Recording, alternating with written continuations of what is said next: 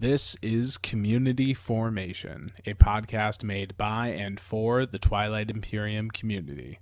You know, Brass, in the wise words of Tom Cardy, I have you checked your butthole because mine is still aflame from last weekend, Oh dude. my god, Holy bro. shit.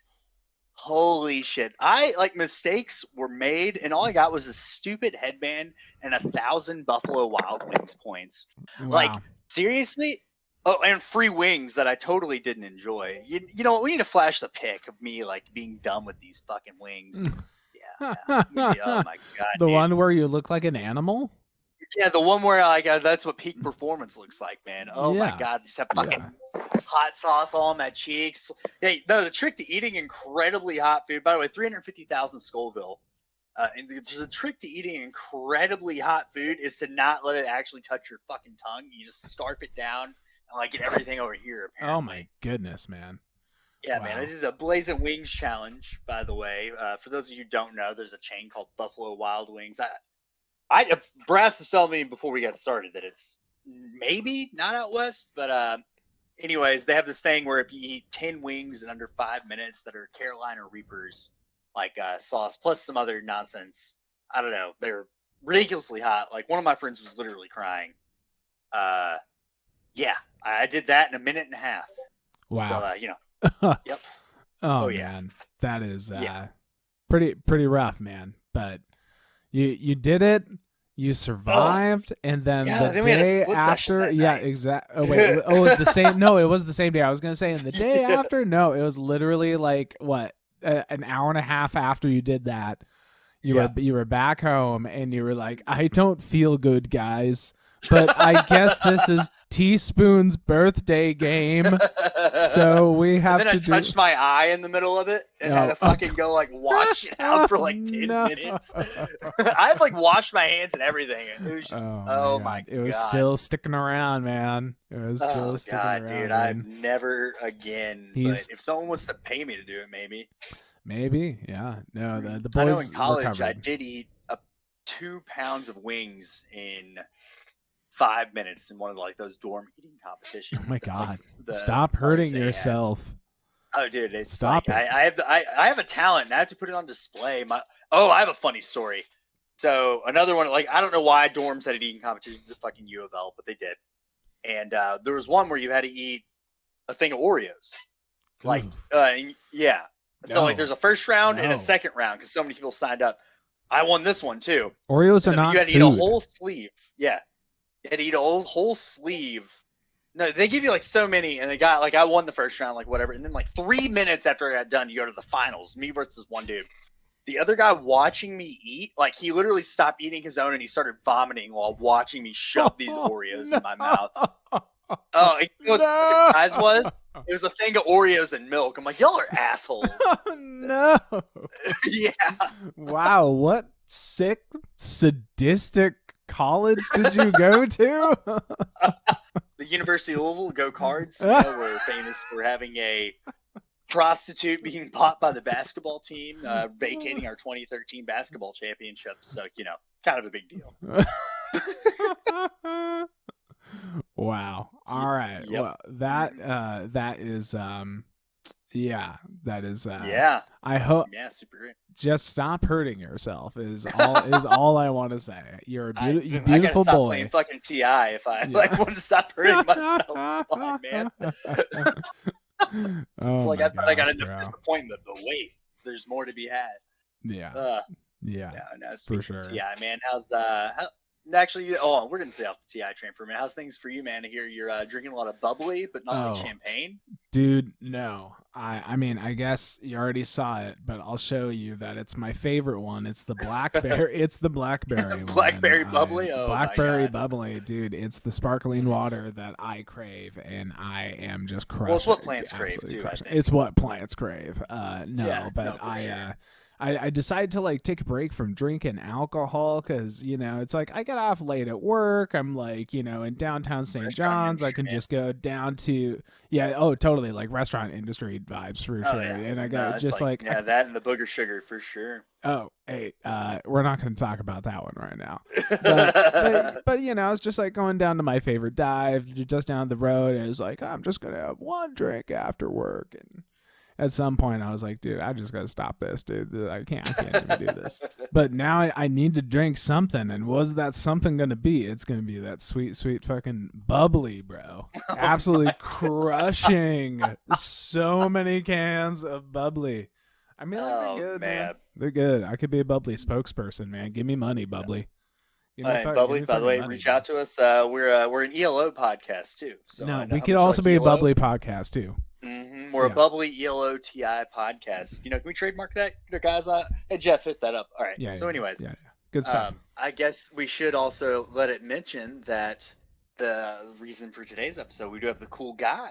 Oh yeah, no, of course we got to talk about obviously what's in the episode. The Aussie server. Real in-depth, wonderful discussion with him, and as someone likes to say, he's a very lovely boy. Yeah, he's more of a lovely man, really, because I think only men take home system. Boys float boats. Men take home system. Absolutely. Cool guy of Cool Guy's Hideout. An American who went to Australia and from there fostered this whole community, you know, tailored to their time zone. But now, especially with the TIGL situation happening, the gates have been opened for everyone to flock over to that side of the globe and hang out with these absolutely lovely people. And for sure. Yeah, we just wanted to, like, you know, talk with him and see like what the whole journey has been like for him. And oh man, it's a real special interview. Definitely. No, for sure. Definitely. Very excited for it. You know, Russ, I think maybe we should probably swing into the episode proper. Or do you think we have any more nonsense we need to no, I mean, I got to say one thing for sure. Hit me. Yeah, Hit me with it's it. that I have to make a public apology to. Oh my God. No, I have to use this opportunity and this public facing this platform that we have right now to make a public apology to my dear friend Jazz X Hands, because I did a dirty, nasty, bad thing. We don't need to talk about the bad thing, though. We can't. Yeah, I mean, we don't necessarily need to talk about what it is, but it involves a certain strategy card known as diplomacy and a certain tech known as fleet logistics, and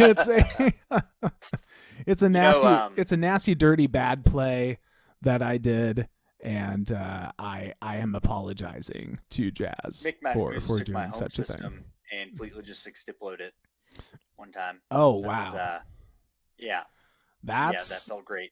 A lot worse, it seems. He had flank speed. Yeah. Oh my goodness. Wow. Yeah. Oh man.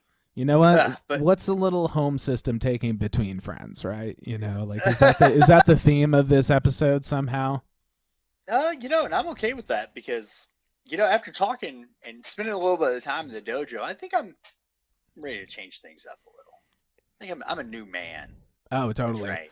No, I was gonna mention that like did you not like I'm sure we're completely on the same wavelength here, but like did you not after we talked to Cool Guy just get like so jazzed up with energy of just like I am powerful. Maybe I will point deny someone. What if I? Just that. I'm looking at other people's. I'm like, you know, that is a lightly defended Welland over there. Sure, Welland's not that good.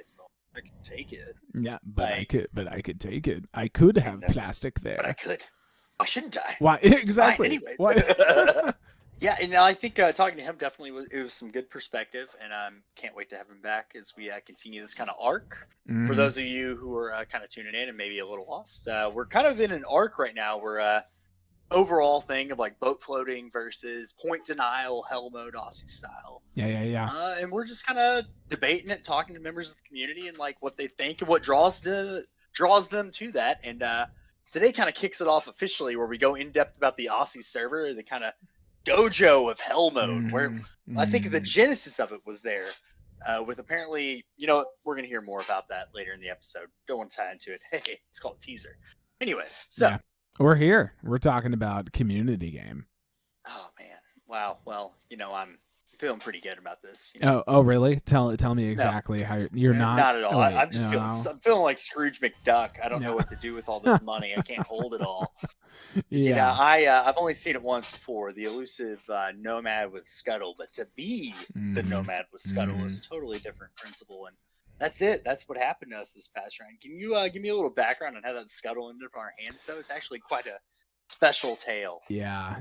So if you're kind of like just tuning into this segment and this point of where we're at in the community plays TI server, so then we're playing like a fairly standard game. It's got this interesting scoring variant that is leading to us having like kind of like more stage 2s than we would have available essentially. So there's like a lot of interesting different avenues that are coming around. But also it made it so that the scoring tempo is really slow. So I feel like everyone who hasn't been able to have a chance at Imperial or whatever is just kind of like stepping along, like trying to catch up on the stage 1s, but then they're just like, what's happening with these stage 2s? They're not really that scoreable. And I think, when the stage 2s are what? It's 5 tech skips.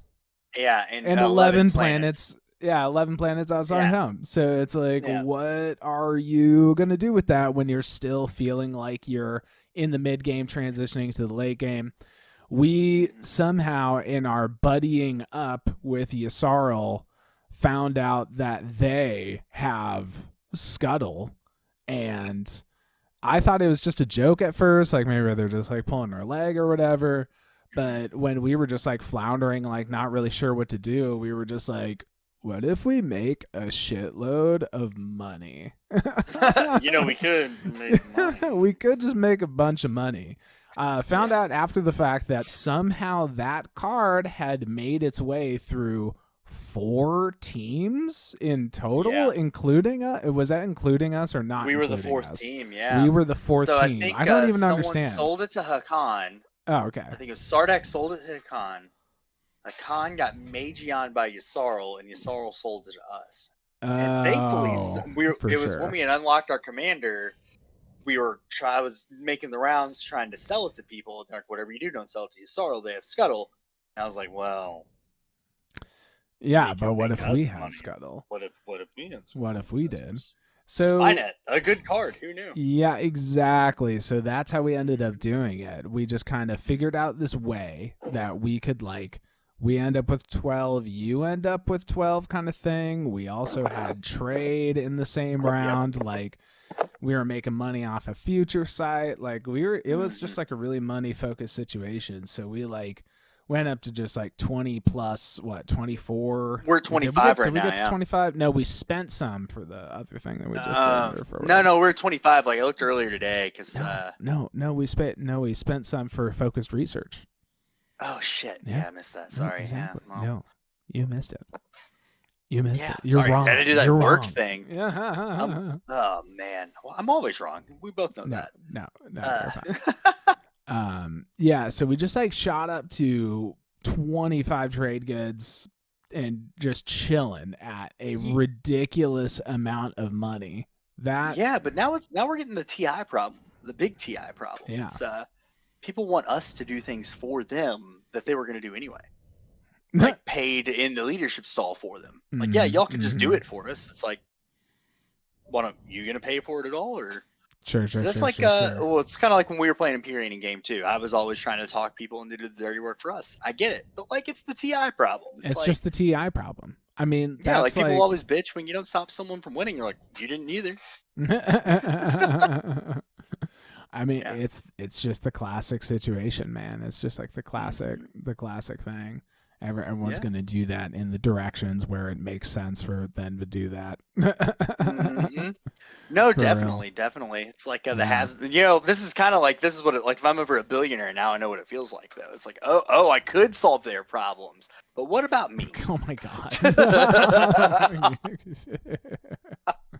Oh man. No, but outside of just our own little team, any other fun happenings? I think my big takeaway is that Sardak is the only ones being left alone by anyone, and they're kind of just cruising. They're having fun and doing their thing, and I feel like they're just waiting to like pop off with something. Yeah. You know what I mean? Like sure. who knows what they're planning? I hope they ranch Hakan.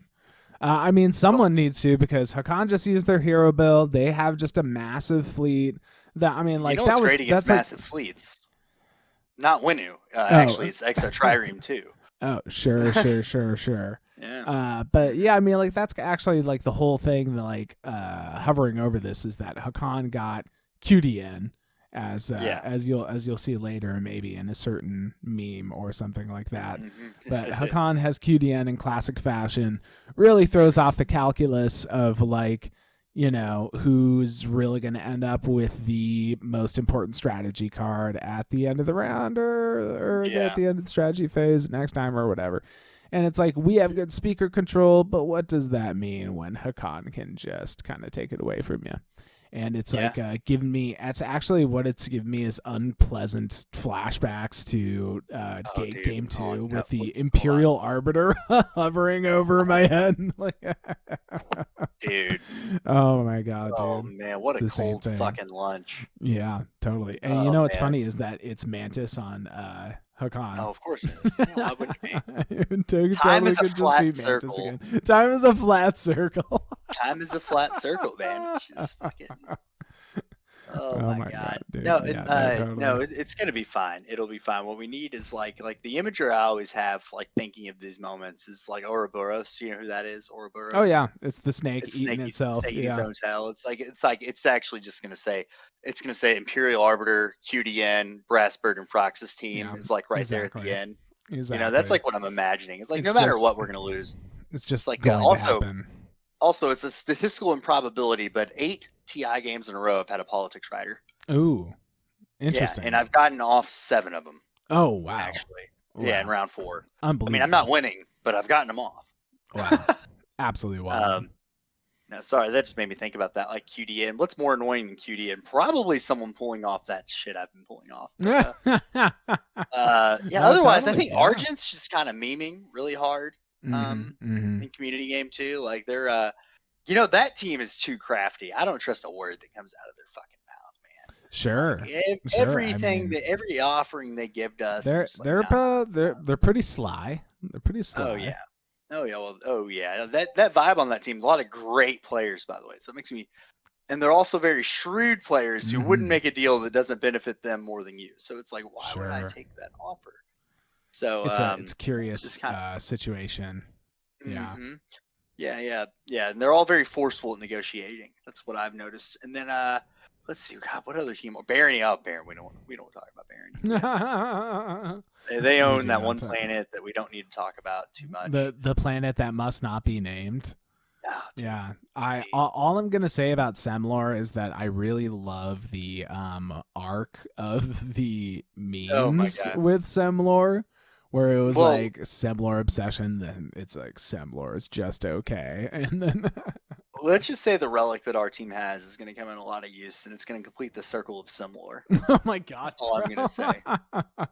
If we can't have Semlor, no one can. Oh yeah, it's getting poetic. I already have a whole fanfic in the chamber for this one. Oh my God, bro! Don't you fucking worry, buddy. Turpins is going to be so proud.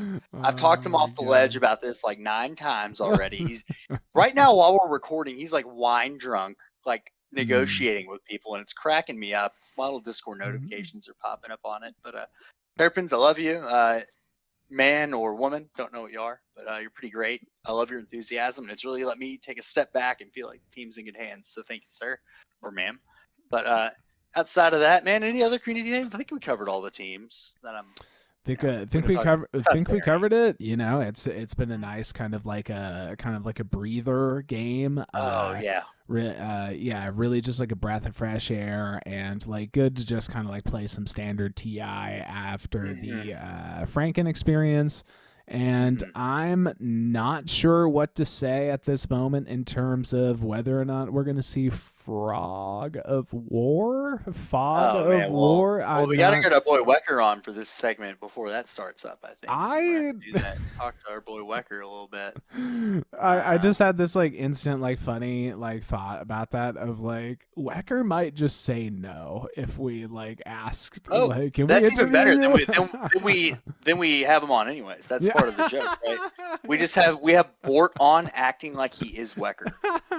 That's what I would. Or Quantum. I think Quantum would absolutely do that. Oh my god, I think either of them would do that for us. That would be pretty funny.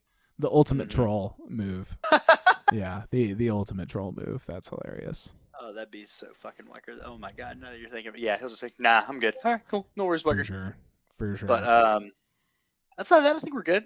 So what's next on the docket, my man? We doing some TIGL stuff, or are we doing? No, I think it's. I really want to fit in this segment right now. We're gonna do unconventional measures. Ooh, what is up? What's going on with the unconventional measures today, my man? Yeah, I mean, this is kind of a funny segment. The idea of it is like talking about like alternate game modes that are kind of like off the beaten path a little bit, and it's not that easy to like come up with stuff that's really a good fit for it, but I think this is a perfect opportunity and a perfect segment to talk about what's happening in PBD 100.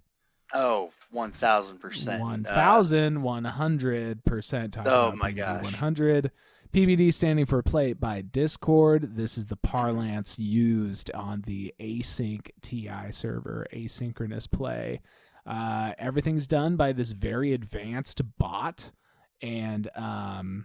It's learning too quickly, by the way. Oh yeah, totally. No, it's almost out of control. It is going to become self-aware and create a singularity. Probably. I mean, I think it's gonna happen. If he ever hooks a 3D printer up to that thing, I think we're screwed. Oh my god, bro! We're going to be all turned into fleets. Our bodies. Sorry, you're above. Yeah, you're above fleet limit for Brents today. Yeah, exactly. Hilarious. Anyways. But no, the bot is great. It's a bit of a learning curve to figure out what's the most efficient way to like really do what you need to do with it. But it's like this one image has the entire board state and the entire everything that you need to know about stuff, and then it just keeps getting refreshed, and everyone just like keeps updating their moves. So that's cool, but PBD 100 is an entirely different thing because, being the Centennial thing, it's like a massive battle royale brainchild of Holy Teaspoon, and he wanted all 25 factions, absolutely massive map.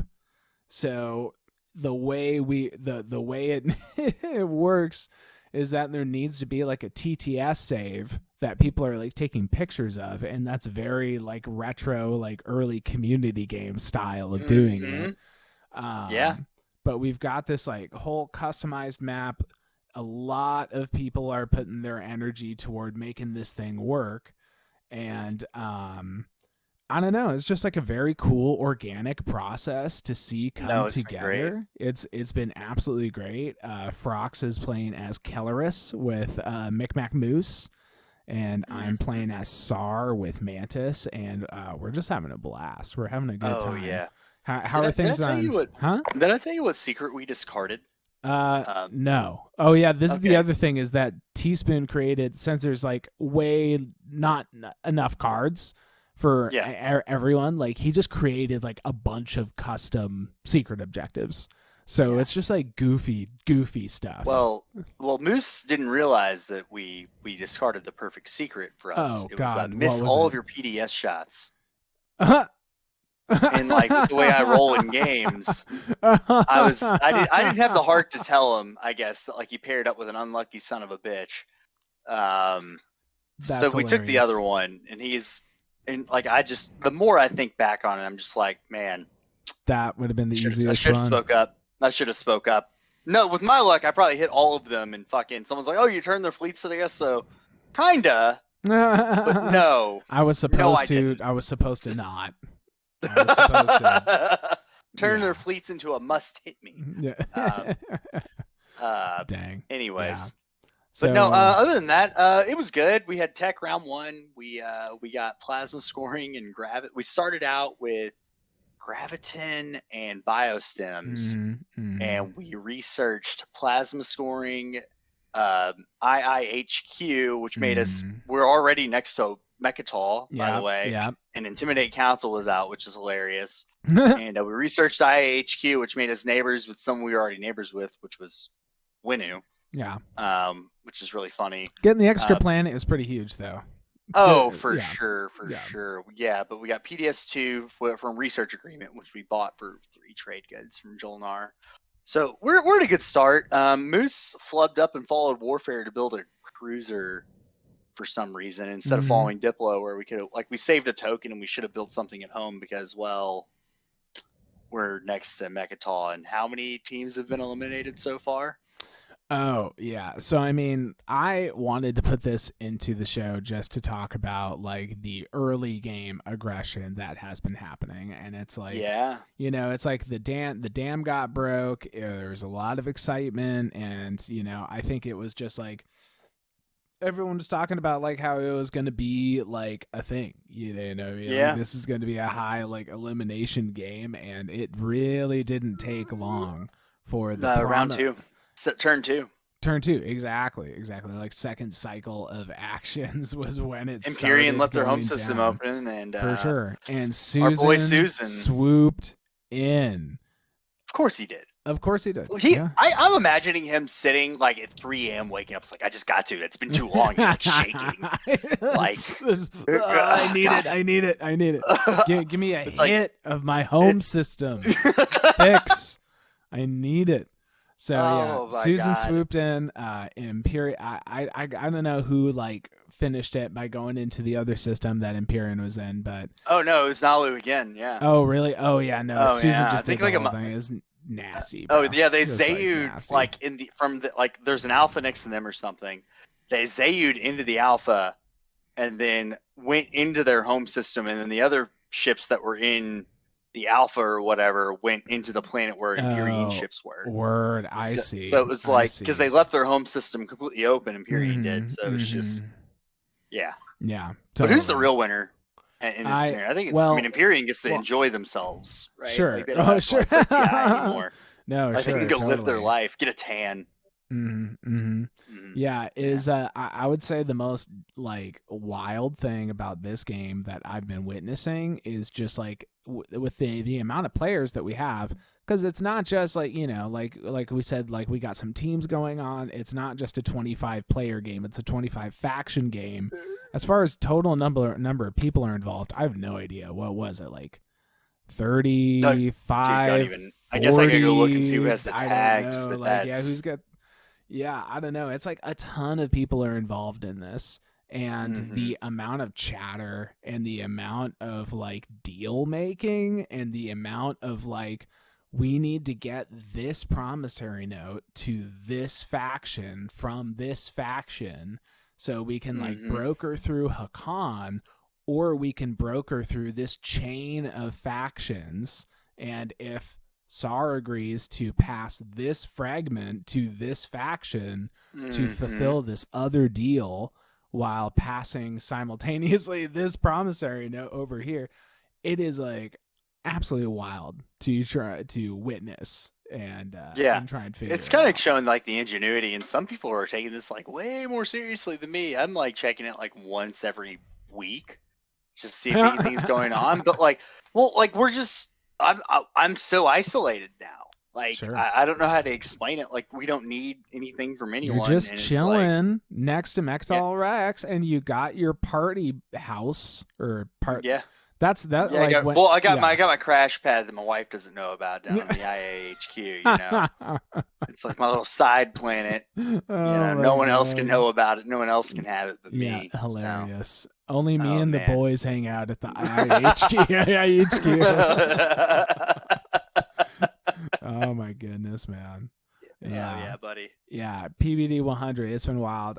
What do I have to say about SAR going on? Mantis is absolutely killing it as always.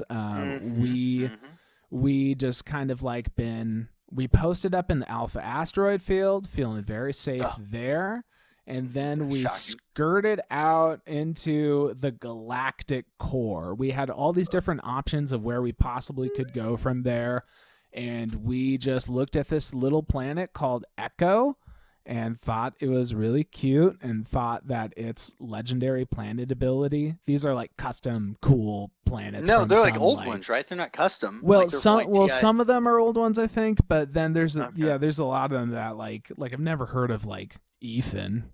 What a terrible name for a planet. Or like Meth. Like there's a planet called Meth for some reason. Well, let's be honest here. Yeah. Everyone's got one.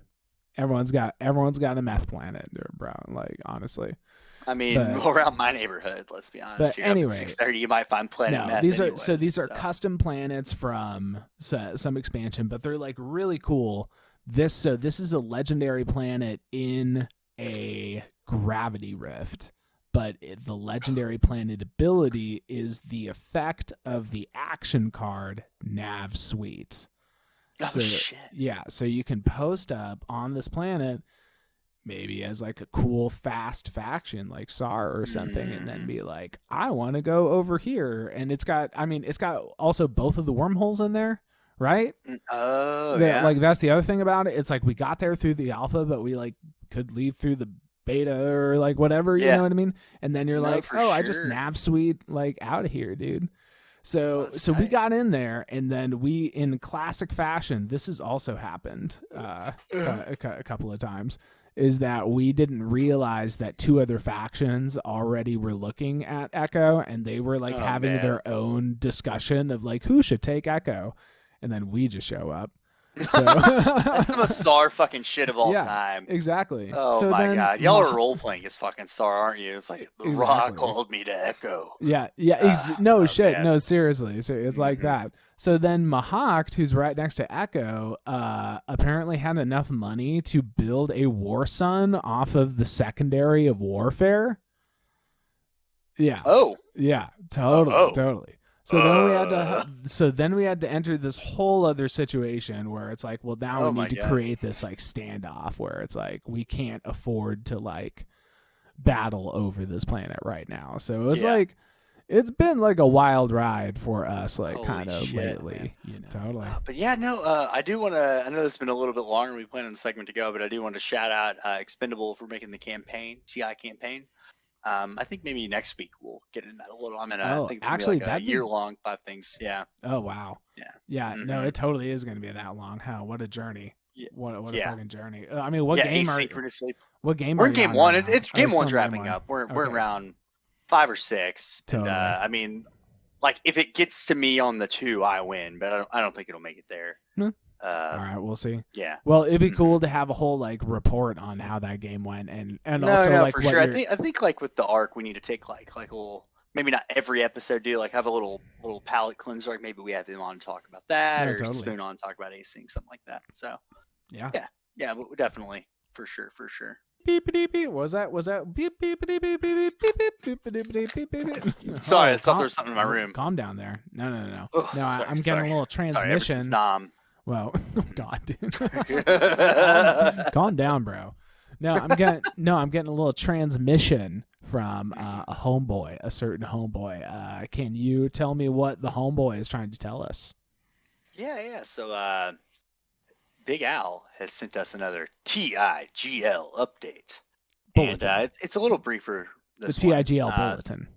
TIGL bulletin. The bulletin. Apologies. Yeah, there it is. Gotta use the proper terminology. Brent, robot. That's what the slide said, man. You didn't see it? For sure. I saw the slide. It's a great slide. Love the slide. Okay, Top great. tier slide. He loves Sorry. it. All right, you better. Great slide. But anyways, for the TIGL bulletin, it's a few days into week 5, and we have 36 matches completed with Muffin Manifesto smashing 4 wins in 5 games.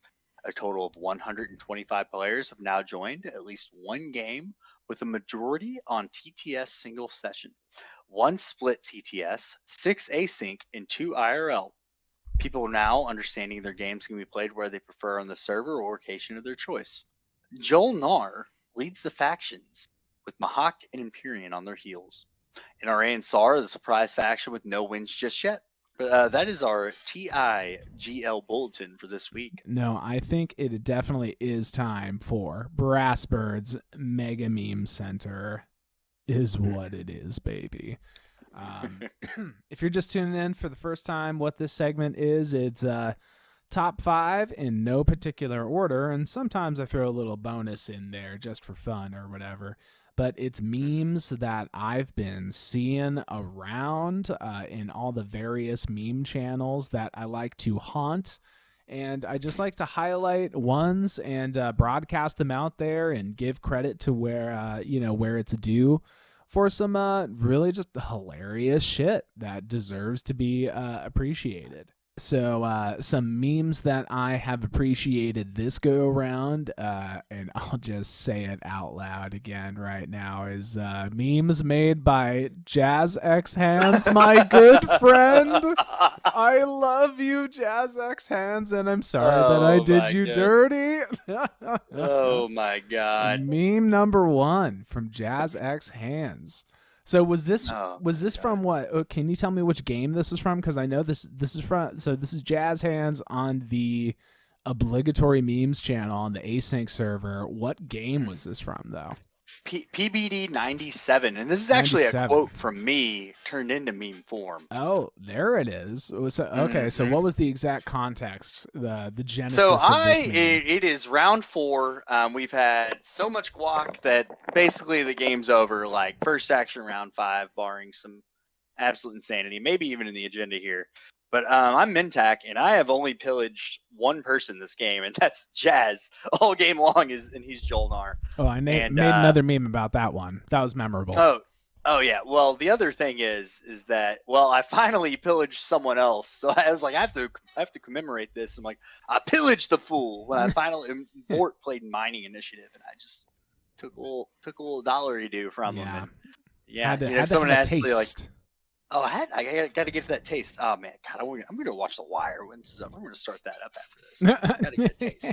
Anyways, no, but yeah. Then I finally pillaged someone else. It was very memorable. Hopefully, maybe you never know. I might pillage someone else this game. Anyways, yeah, totally. Well, I love it because I have just like a lot of nostalgic feelings about Mr. T. So when I saw this, I just immediately said, "You got to post this in Mega Meme Center. I got to pin it," and I just love it. It's simple, it's effective, it's a beautiful meme. Absolutely. Next is another meme from my friend Jazz X Hands. Your best friend, really? That's my actual BFF, Jazz. This one is so good. So this one is the inside joke that got started by Finn. Actually, I think it was in the community game server, but then it kind of like also made its way over to the async server, where Finn was just like, I swear every time that I tried to ping Brassbird, he's at the gym. And it just turned into this whole joke where I'm just like, well, I'm the one who was mowing the lawn. Me and Son of Leto, because we kept getting pinged by Spoon for combats while we were both mowing the fucking lawn. And then you're getting pinged at the fucking gym. Oh my god, this meme's literally made for us. Oh my fucking god! No, it actually is. No, is beautiful. Exactly. He made it for all of us. So I didn't quite get the mowing the lawn thing, other than I knew that Teaspoon made another funny meme about mowing the lawn. Can you roll for me? That was it. Can you roll for me? I'm mowing the lawn. Mowing the lawn. Oh man, no, that one's great. That one's fucking great. Oh man, I love this Gus Fring one so much, dude. So hilarious. All right, we're going to move on to meme number 3. What do we got this time? This one. Oh, yep. I had mentioned this one earlier. This one's coming from Brian. So the name of the meme channel on the Community Plays TI has really gotten weird, and that was admittedly my fault for asking to have it changed. And then it turned into something, I don't know. I'm just calling it Memlore right now. Is where we're at. It's Memlore. to me. It might look like it's something else, but it's meant more. And as far as the meme here, Brian went for a classic template, an absolute rock solid classic template that you got to find the exact right situation for. And the game state in Community Game 5, it's 5, right? Yeah, it's 5. The game state in Community Game 5 just provided the opportunity where Hakan is just like dead last in the speaker order, but immediately doesn't matter. Oh my God. Immediately just doesn't matter at all. And we'll see how that pans out, man. I don't know. It's like, it's just pretty. I hear you need a home system to score points with Imperial. Come on. Don't even start with this. That's just what I hear. That's what I hear. I don't know. Don't even start. 3-planet home system. A lot of planes to defend. All right, we're going to move on to meme number 4. These ones are coming from Meme Town. I decided to highlight some of the newer memers, and there's some really good stuff. So this one's dude, it's free real estate. So good. It's free. RE is the way it looks, but I think that's supposed to be it's free real estate. It's free real estate, exactly. Popping that out on Meme Town with some funny stuff, and this is just I don't know, aesthetically really appealing to me. And, this one really gets that vibe. Like everyone knows how this guy's feeling right now. That bummer vibe, that sad. Because everyone's been there, man. Everyone's been there. Everyone's done that stuff. That's the only time I wish DET was a May. Only time. The only time. But no, there's you just got to get trolled a little bit sometimes. There's like all sorts of little jokes in Twilight Imperium, and this is one of them. Just a joke, man. Yeah, like my fucking life. Oh Lord. Oh man. And meme number 5. This one is from Can you try and say Uoka? Uwaka or Yowoka? Uoka. I don't know. The spelling of the name is a little I'm not sure what to make of it, but they're putting out some really funny stuff, and I feel like this kind of format just like can really be absolute gold. Like you can spin this so many different ways. Get wrecked, noob. Mahatma Gandhi. Like, just stupid stuff like that. Absolutely. Rest in piss, you won't be missed. Exactly. And I think this one is like extra funny because I always think of like the joke with the Civilization games. Yep. Yeah, where Gandhi is just like bloodthirsty and oh my God. Greatest bug in a game of all time. They just kept it going. Oh yeah, absolutely. One of the greatest inside jokes in video gaming history. It's hilarious. Oh, absolutely. Wow. Well, and with that little historical revisionism, I guess, I'm gonna hit y'all with a bonus meme. This one is from yours truly, and you know that I had to put this one up here. Just kidding. Oh, he's making a bunch of noise because he doesn't want me to embarrass him. The subject of this meme is the boy sitting over there, Frox. And this was also in PBD 97, a most meme-worthy game. I have made several memes about PBD 97. And this one is just a wild story. Can you tell it a little more from your perspective? Yeah, absolutely. So I get spy off my first pillage in round 1, and Jazz told me he had unexpected action. And I was like, well, maybe I'll just spy that away from him. But then I held on to it until round 4. And I played spy on Nalu. And he goes, I'll pay you money not to. And I was like, well, now I'm definitely going to do it. Are you kidding me? So then I get confounding. And I was like, oh, that's cool. Like, whatever. And then he's like, and then he tags everyone like in the game. They're like, anyone have a Sabo? Because I put political censure and Frox is going to be on 9. And he has confounding. And by the way, 2 have already been used. And I have Codex. And I just got it like, and I just picked up a couple of things. And I got War Sons as Bintac and sitting on 22 trade goods right now. And I got unexpected action. And all I have to do is score Intimidate Council.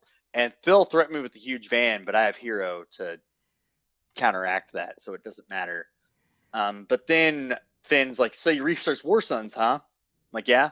Well, publicized weapon schematics is before political censure, so I can make you discard all your action cards. So, yeah.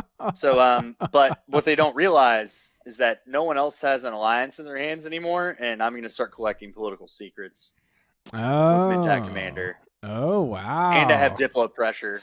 Wow. Absolutely wild.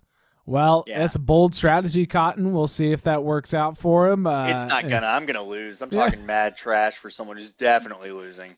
Yeah, but it's gonna be great. Yeah, that absolutely hilarious. Do you want me to like actually keep that part in where you're talking about? Oh, hell yeah. Do that? Oh yeah, definitely. Okay. I only have 3 tokens left, so there's no way I can pull it off. Well, but I have a pretty good plan for it. Okay. Well, we'll see. We'll see.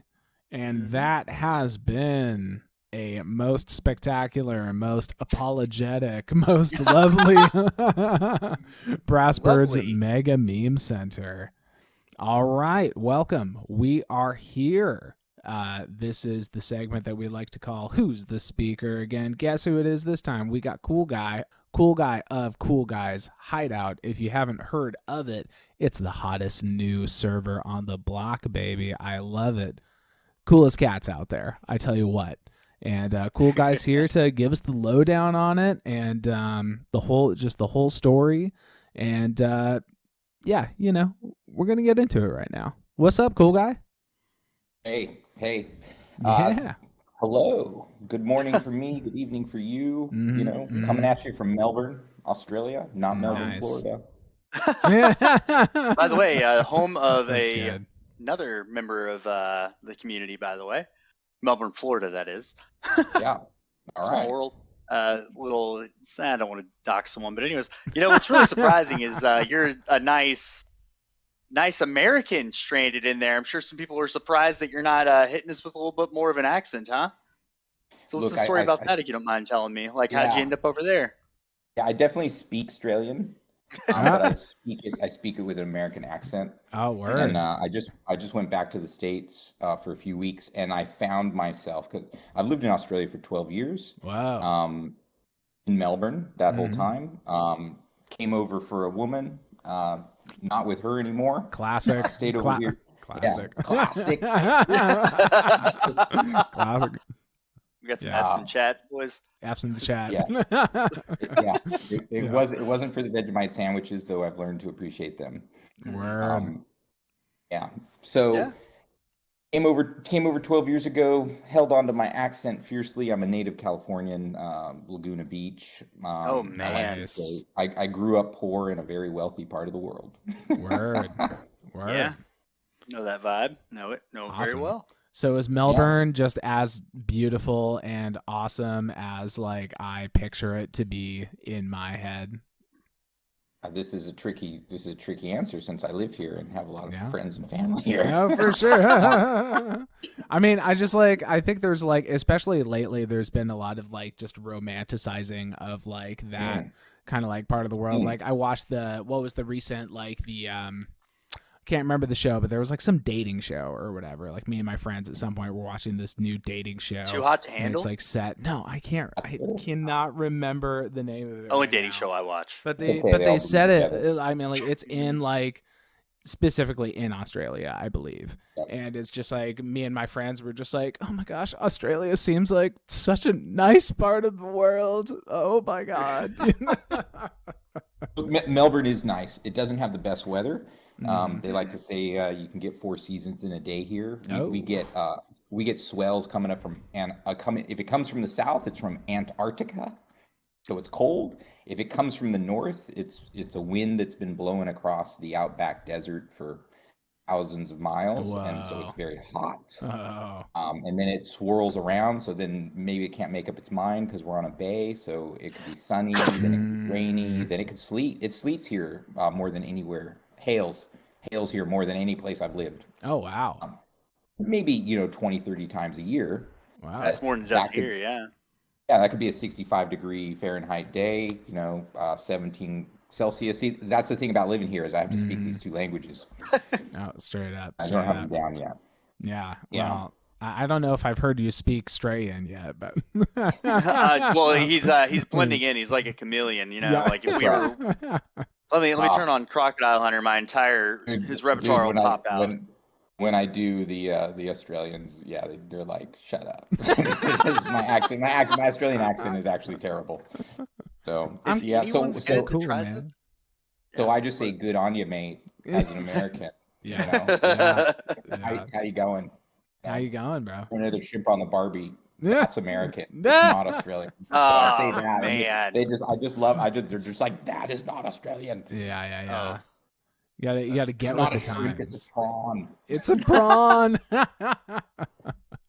What an absolute crack. No, Australia's been great to me. Melbourne's been really good to me. It won world's most livable city like 5 of the last 15 years. Something ridiculous. It's a really easy lifestyle. I live in a very pedestrian friendly area. It's been good. Like, I can complain about the weather, but the people, the food, the coffee. Okay, I'm shout out. Like, it is the world's best coffee. Ooh. It took me about 5 years. Brass, are you Googling plane tickets right now? Dude, I'm saying. It is. Yeah, dude. Make like space on your couch for Frox and I both, bro. Like, we're both coming, man. Yeah. I love it. Yeah, that sounds beautiful. About the coffee beer. Oh, I can already imagine it. Just like, just a different flavor entirely is what I'm imagining than I've ever experienced. And I used to, like, about 20 minutes north of where I am now, I used to work for the locals there were kangaroos in the park. Oh. I'm 20 minutes from that. Yeah, like totally. The edge of the city where, you still, like, you'd see a mob of like 8 to 10, 12 kangaroos. Wow. It's pretty cool. Dang. Kangaroos are cool. They're tall. Don't mess with them. Yeah, no, seriously.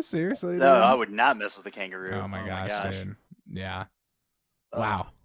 Incredible. That's incredible. And it's like weird that it's like we're sitting here talking to you now from Australia about a board game, community for a board game. And I guess we could segue into that a little. And so like what brought you here today is we're kind of like interested in about like the Australian gaming server, which has kind of become the hub for the TIGL, which you talked to Big Al about a few episodes ago. And we just kind of want to learn what it was before it became kind of that hub, if you will, and then go from there. Yeah.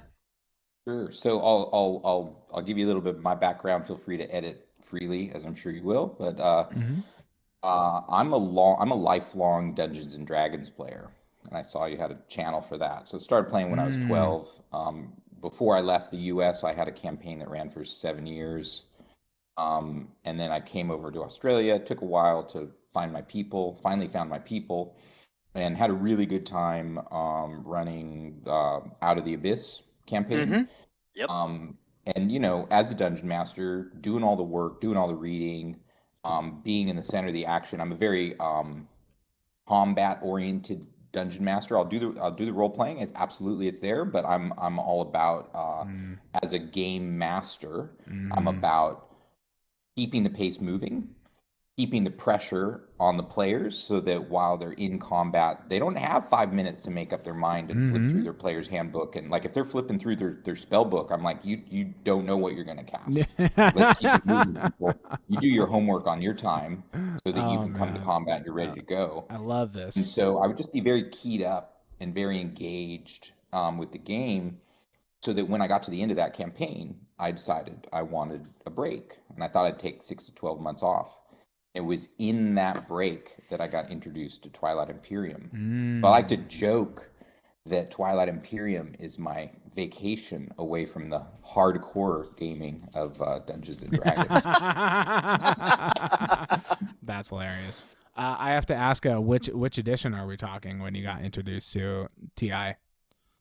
So I still vividly remember my first introduction was my sister texting me from the U.S., sending me screenshots, sending me just pictures of a game of TI she was playing. I don't know what edition, but she's like, I think you'd be interested in this game. And then, so 3 hours later, I asked for an update. What's happening? And she sends me more pictures. And I said, doesn't look like much of the plastic has moved. you guys are moving slowly. Like, what is this? And and then like 3 hours later, like, what's up? And she's like, oh, we didn't finish. I'm like, what? That's my appropriate. Are you kidding me? And then I've got some family friends out in Newcastle, out by Sydney, and hanging out with them and with their teenagers. And it was summertime, and they know me as a board game guy. It's like, let's play a game. What do you got? And dozen games on the shelf. One of them's TI 3rd edition, and I was like, well, I've never played that. Let's do it. And so it started with TI3 with the crazy tech tree. Yes. I mean, I think I was like 3 weeks in, and I was like, I almost understand this tech tree. Totally. Why did it have to be that complicated? But it was also cool in its own way too, where it's like, this is like mysterious and arcane, and there's some hidden logic to all of this, like. It was beautiful. Like I didn't know any better. We didn't know any better until we got TI4. Exactly. It was like, for sure. It's complicated, but how would you improve this? It's already a masterpiece. Wow. So I came back. So Newcastle is not where I live. So I came back to Melbourne and had the TI bug. Oh yeah. And I was like, okay, I got to play. But how do you find people to play this 8-hour game? So went to Facebook, started posting, found the Facebook TI Australia, which was maybe 120, 150 people, and started posting there looking for people. And some people invited me to a game who live 3.5 hours away. They're like, you can come play with us if you want. And we had a little back and forth, and I was like, look, do your guys bathe? Like, are you cool? Like, let's have a serious talk about this, man. Let's have a serious conversation. What are your concerns about going to a new? Those are my concerns going to a new gaming group. Sure. Yeah. And so I drove 3.5 hours for this game. Wow. And didn't win, but like, I was into it. They thought I was crazy, and I'm like, how else am I going to play? Exactly. Yeah. It's rough out here, man. Yeah, it's rough out here in the country. Not enough people. For real.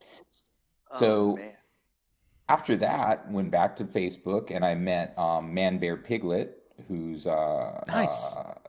Like, dude who's on the internet. He was playing with the Europeans already on TTS at that time, but he's local. He's local to Melbourne. There you go. And so I was trying to set up an in-person game, and he was like, in-person? IRL? I would love to play.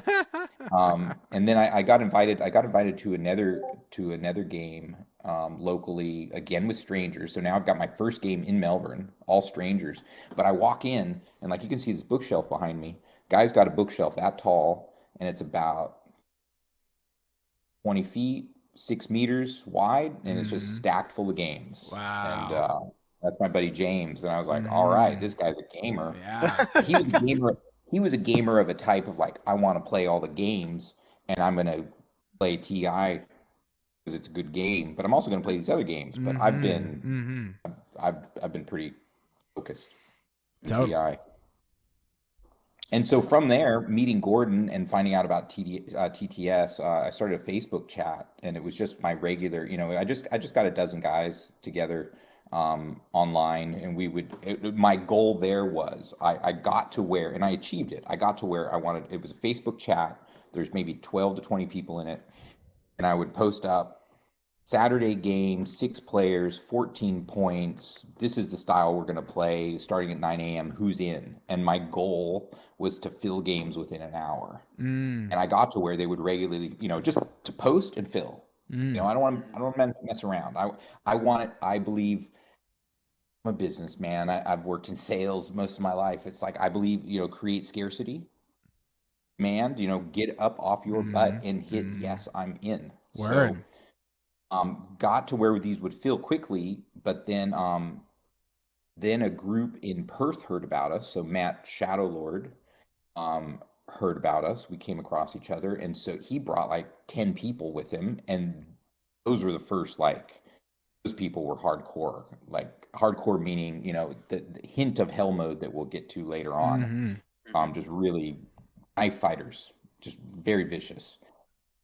So they came in, and once we got to about 24 people on our Facebook chat, the as a platform, it started to break down. Like you just can't have a chat. How many people are you gonna have in a chat? One channel, no pins, Facebook. So that's when I was like, well, maybe we need to go to Discord. And I didn't really know about Discord other than I'd heard it was free and I heard that gamers used it. And seriously, I'd never been on it before starting server. And that was, I don't know, that was April 2020. And I have to say, real world events really supported the launch of the server, because I'm in Melbourne, and we had that COVID thing, and Melbourne was world's most locked down city. Oh man, forgot about that. But we had a period where we had 8 p.m. curfew, 5-kilometer radius travel limits. You can only leave the house for an hour a day for exercise, or groceries or medical. And that was real, but the one place, all the stress, you could hear the sirens, the world was ending. But the one place I had no stress was on TTS playing Twilight Imperium. Straight up. It was same for others. And so that kick-started, we jumped on with about 20, 24 people, and we got to 100 pretty quick, maybe 2 or 3 months. Yeah. And I'll take a step back and talk about like my philosophy with running the server. So please do. What I've tried to do, the skeletal outlines of the design that I intended, within those first couple months, and have pretty much my North Star, how my guiding principles. So one of them is I do not want a personality-driven organization. What that means is I'm the leader, but I don't want every project to run through me. I don't want every project's fuel or energy to be determined by my participation, because I can peak and there's a lot of content, and then I could crash, and then what's happening? We got to get CoolGuy involved. It's like, no, I don't want that. I want to. So my focus as a leader has been on flavor, culture, vibe, whatever you want to call it. Yeah. And creating a platform. So second principle is content is king. You must have good content for people to want to come to your server and to participate. And so I've attempted to provide a platform for others to come in and provide their content. And so there have been multiple, I could give you a half a dozen examples, but the most recent one is Big Al coming. Yeah. And Big Al saying, I want to do this thing. And basically I want to do this thing, and there are multiple server options of how he's going to do it, but what do you think about doing it at your place? And I was like, I'm like, yes, but why do you want to come to us? And he said, well, because you guys already have the competitive component on your server. Exactly. It's the culture. That's the thing. Yeah. And I want to step in just here and say that I've only been treading the waters in the CoolGuy's Hideout. But I gotta say that there is just like that overarching, like what you said about culture, like cultivating a vibe, like it's there. Like these people are just cool as fuck, man. Like for real, they're cool. They're cool as fuck. By the way, can I point out this guy's treading water and he gets promoted in your server? Can I just say that? That guy walks in and gets promoted. Okay, yeah, just tread water. No, I snuck my way in. No, I made a special meme just for the veterans, like on the first day that I was in the veterans lounge, and it's the one with Steve Buscemi, and he's got like the music band and like the skateboard, and he's like, "Hey, fellow kids," like, except he's like, "Hello, fellow veterans." That's totally. Yeah, I'll jump over to our ranking system. Yeah. Which I created it, and I'll tell you why I created it. Is I think I had a strong history of getting second place in games. Just like again and again and again, and usually it would be my neighbor would win. So I was like, what am I doing wrong? And eventually I won a game.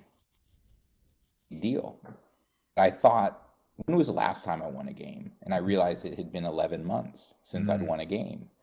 And that winning a game is a big deal when everyone else is trying to win the game. And so that was issue number one. The second issue was that I had lost some people from the server, some good players who had some negative experiences. If I was going to put it into gaming terms, I would say they were more Euro build style gamers, and they'd run into some more space risky type players. And so there was some incompatibility there. And I wanted to create a space where we could recognize victories, but also people could know what the caliber or the type of player they were stepping into the room with. So the basic idea, here's the ranking system. Basic idea is at the bottom, we have 3 green ranks, and they're colored green because they're new. Green equals new. And so these are self-ascribed. So someone can come in and they can assign these to themselves. So a novice, rule of thumb, up to 5 games. You're just learning the game. Acolyte, and there's the Cool Guys Hideout, we've got that Yin Brotherhood, the moniker. So the idea is, I'm being a DM, being a dungeon master, I'm trying to keep it vaguely thematic with it's a cult and we're all part of the Brotherhood. Let's go with the religious cult sort of nomenclature. So we've got the novices, then we've got the acolytes, maybe you've played up to a dozen games, and then a zealot is, you've played any number of games, but you haven't won on the server yet. And this is the key point for anyone who wants to know about this ranking system, is the veteran ranks. If you win a 6 or more player game, organized and played through the server. So we understand that there's some big players in Europe, elsewhere, but we're not giving you a veteran rank because you haven't come to our community. Exactly. It's the dojo, like Big Al said, and when we just interviewed him, that was the word he used, and I thought that was perfect. It's like it's a dojo. You got to come into this space. Once you train with us in this space, then we give you the belt. But exactly. Totally. Yeah. So I think Frox and I talked a little bit about this. I used to do Taekwondo, and I still distinctly remember getting nailed in the head by this one, like just thinking I was going to lose some teeth with this one red belt. But the point being is we had rules around the type of sparring we were doing. So it could be full pads, no headshots, or full, or it could just be full contact or whatever it was, or we'd do 2-on-1, or, just different ways that we would spar.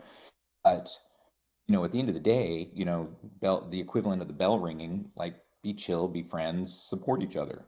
And so I wanted to get that vibe going, so that there could be a place, safe space for people to play hard. Yeah. And then also a place, with the green ranks, like, hey, it's not cool for a veteran to beat up on a novice or an acolyte, and people will make fun of you on the server. They're just like, what are you doing? Oh, you won a learning game, Oh man.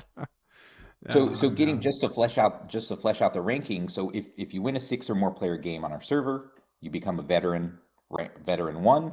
And then if you organize a game, all 6 players are veteran 1 or above. The winner is a vet 2. Then there's also vet 3. Again, all vet 2s or higher.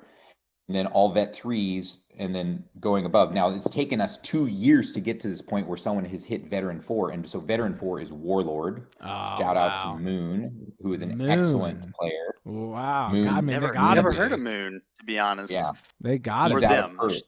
Perth. He's out of that Perth crew, man. Wow. That Perth crew has some talent. Oh, that was the knife fight guys, huh? Yeah.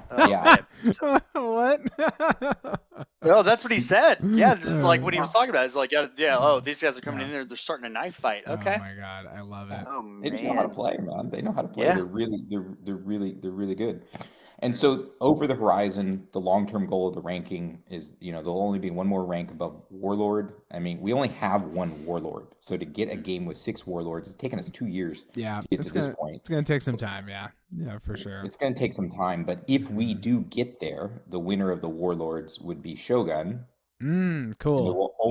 There will only ever be one Shogun. Yeah, but the Shogun... So it'll be the most recent winner of all Warlord game. Oh man, it's okay. like I see. So my they gosh, can be sumo wrestling. deposed.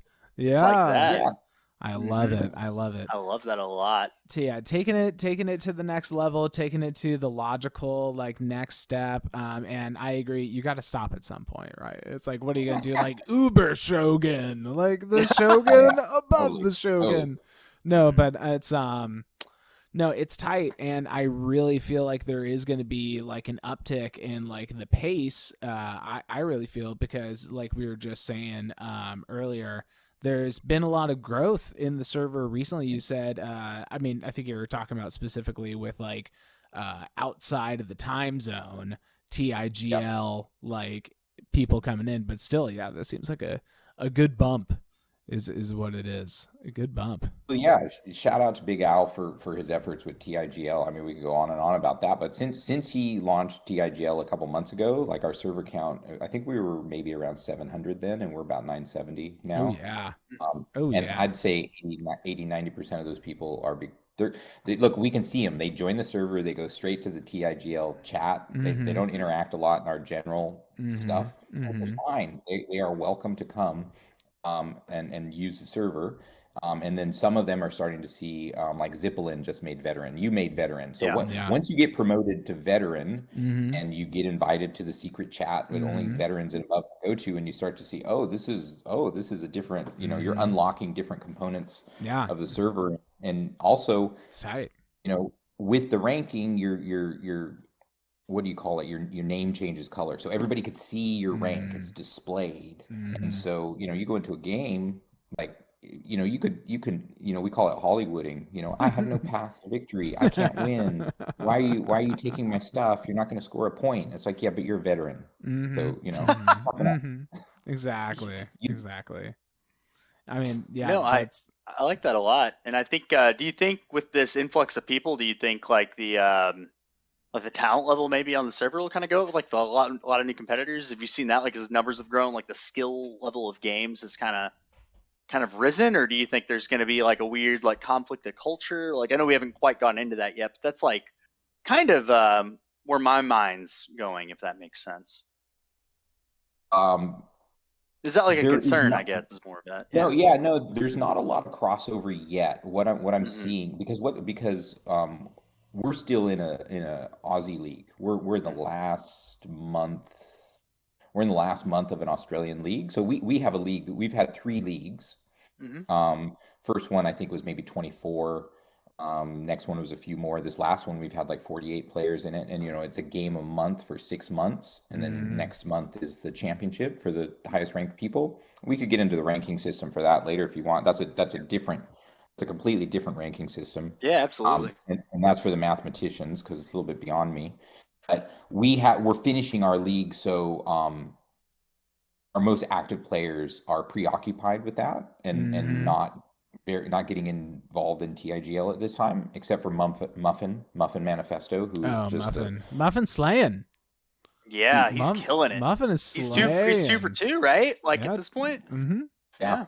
Wow. Yeah, I think he's ranked number 2 in the TIGL. All right. And so he's from our server. Yeah. He's representing. He's representing. Oh, I love that. I mean, there's something to be said about that, really. I mean, it's like, do you feel like pride with that? Like it looked like it, but like it's like, oh man, I made this space, and this guy's like iron on iron hardened, and he's coming out ahead like against all these other other people across the globe. Yeah. Well, we also did a content is king, and so Murderous Troll set up our in-person tournament a few months back. Yep. Nice. So dude, we had 40 something people. Whoa. And we had people getting on planes. A couple people came from Auckland. It was in Melbourne. A couple people came from Auckland. Like these are all the airline flights. Auckland, Brisbane, Sydney. And I don't know if Adelaide showed up. They might. Jono came from Germany, right? Yeah, that's a like. Well, I know he's local, but yeah, I like to say Jono came from Germany, and Jono's like, I was visiting my family and I came over. Okay. Yeah. Like, well, no, you traveled from Germany to come to our tournament. But that was we could one of the lovely things about Australia and New Zealand is they like to say biggest in the southern hemisphere, and so I was like, this tournament is the biggest IRL TI4 tournament in the southern hemisphere. I mean, who knows? You may well be right. I don't know. I think. I mean, how many TI tournaments are there? Right? No one looks at this game as like, I really want to do a weekend tournament. Yeah, exactly. For real. Wow. When there's no fair way to I'm using these quotes. You have a league. You've come up with a good system for it. I don't want to belittle that. But there's no good way to be like, okay, who is second place? Well, there's always going to be debates, I guess is what I'm getting at. Totally. And it's the point you bring up is totally fair, because whenever each of the 3 leagues that we've run, and TIGL probably has its own discussion around this. Each of the leagues, people are like, wait, you're taking a 6-player, you're taking a game that is designed for 6 players, and now when you add in this league component, people start jockeying for second position, or they might try to get the game to finish early so they can finish in 3rd instead of 5th. And some purists, rightfully, might find that offensive. And then there's other people who are like, yeah, whatever. Word. Yeah, I mean, it's at the end of the day, you just got to kind of pick a system, and it's got to be one that you just believe in the most, and you just kind of go for it, and you just see how the chips fall. Yeah, and I mean, it's all you seem like willing to learn and listen and grow. Mm-hmm. So it's I mean, I don't know the right way. I mean, I'm interested in all things to see how it shakes out, and if people are gonna get salty about it, then you don't have to participate. This is for fun. Well, it's a game. It's for fun. Sure, you can compete, but at the end of the day, you better be doing it for fun. There's no money on the line. Word. So with each of our leagues, it's been someone on the server putting their hand up and say, hey, I'd like to run a league. And I like to point out that it's 3 different people. No one has asked to do it twice. But when they set up the league, I mean, they're the adjudicator of what the rules are going to be. And Jake Chisel, who did the first one, came up with all these secondary points that you could get. So taking someone's home system. I think this was pre-POK. So taking someone's home system, just different funny things that you might do throughout the course of the game that were not public or secret objectives, but were other ways to get league points. Just fun. That's cool. Or also had a point system 0, 1, and 2.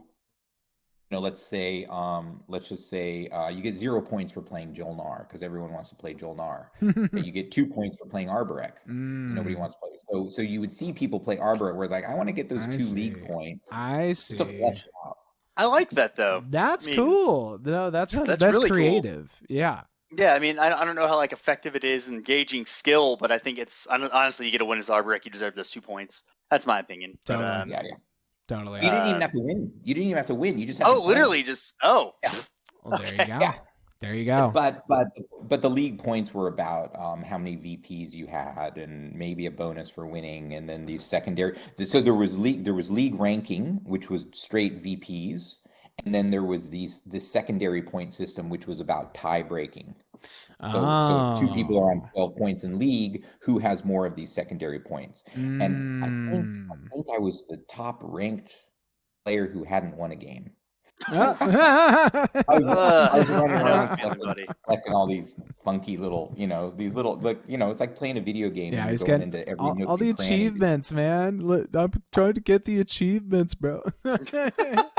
I took 3 home systems in 1 game, man. I got the achievement, bro.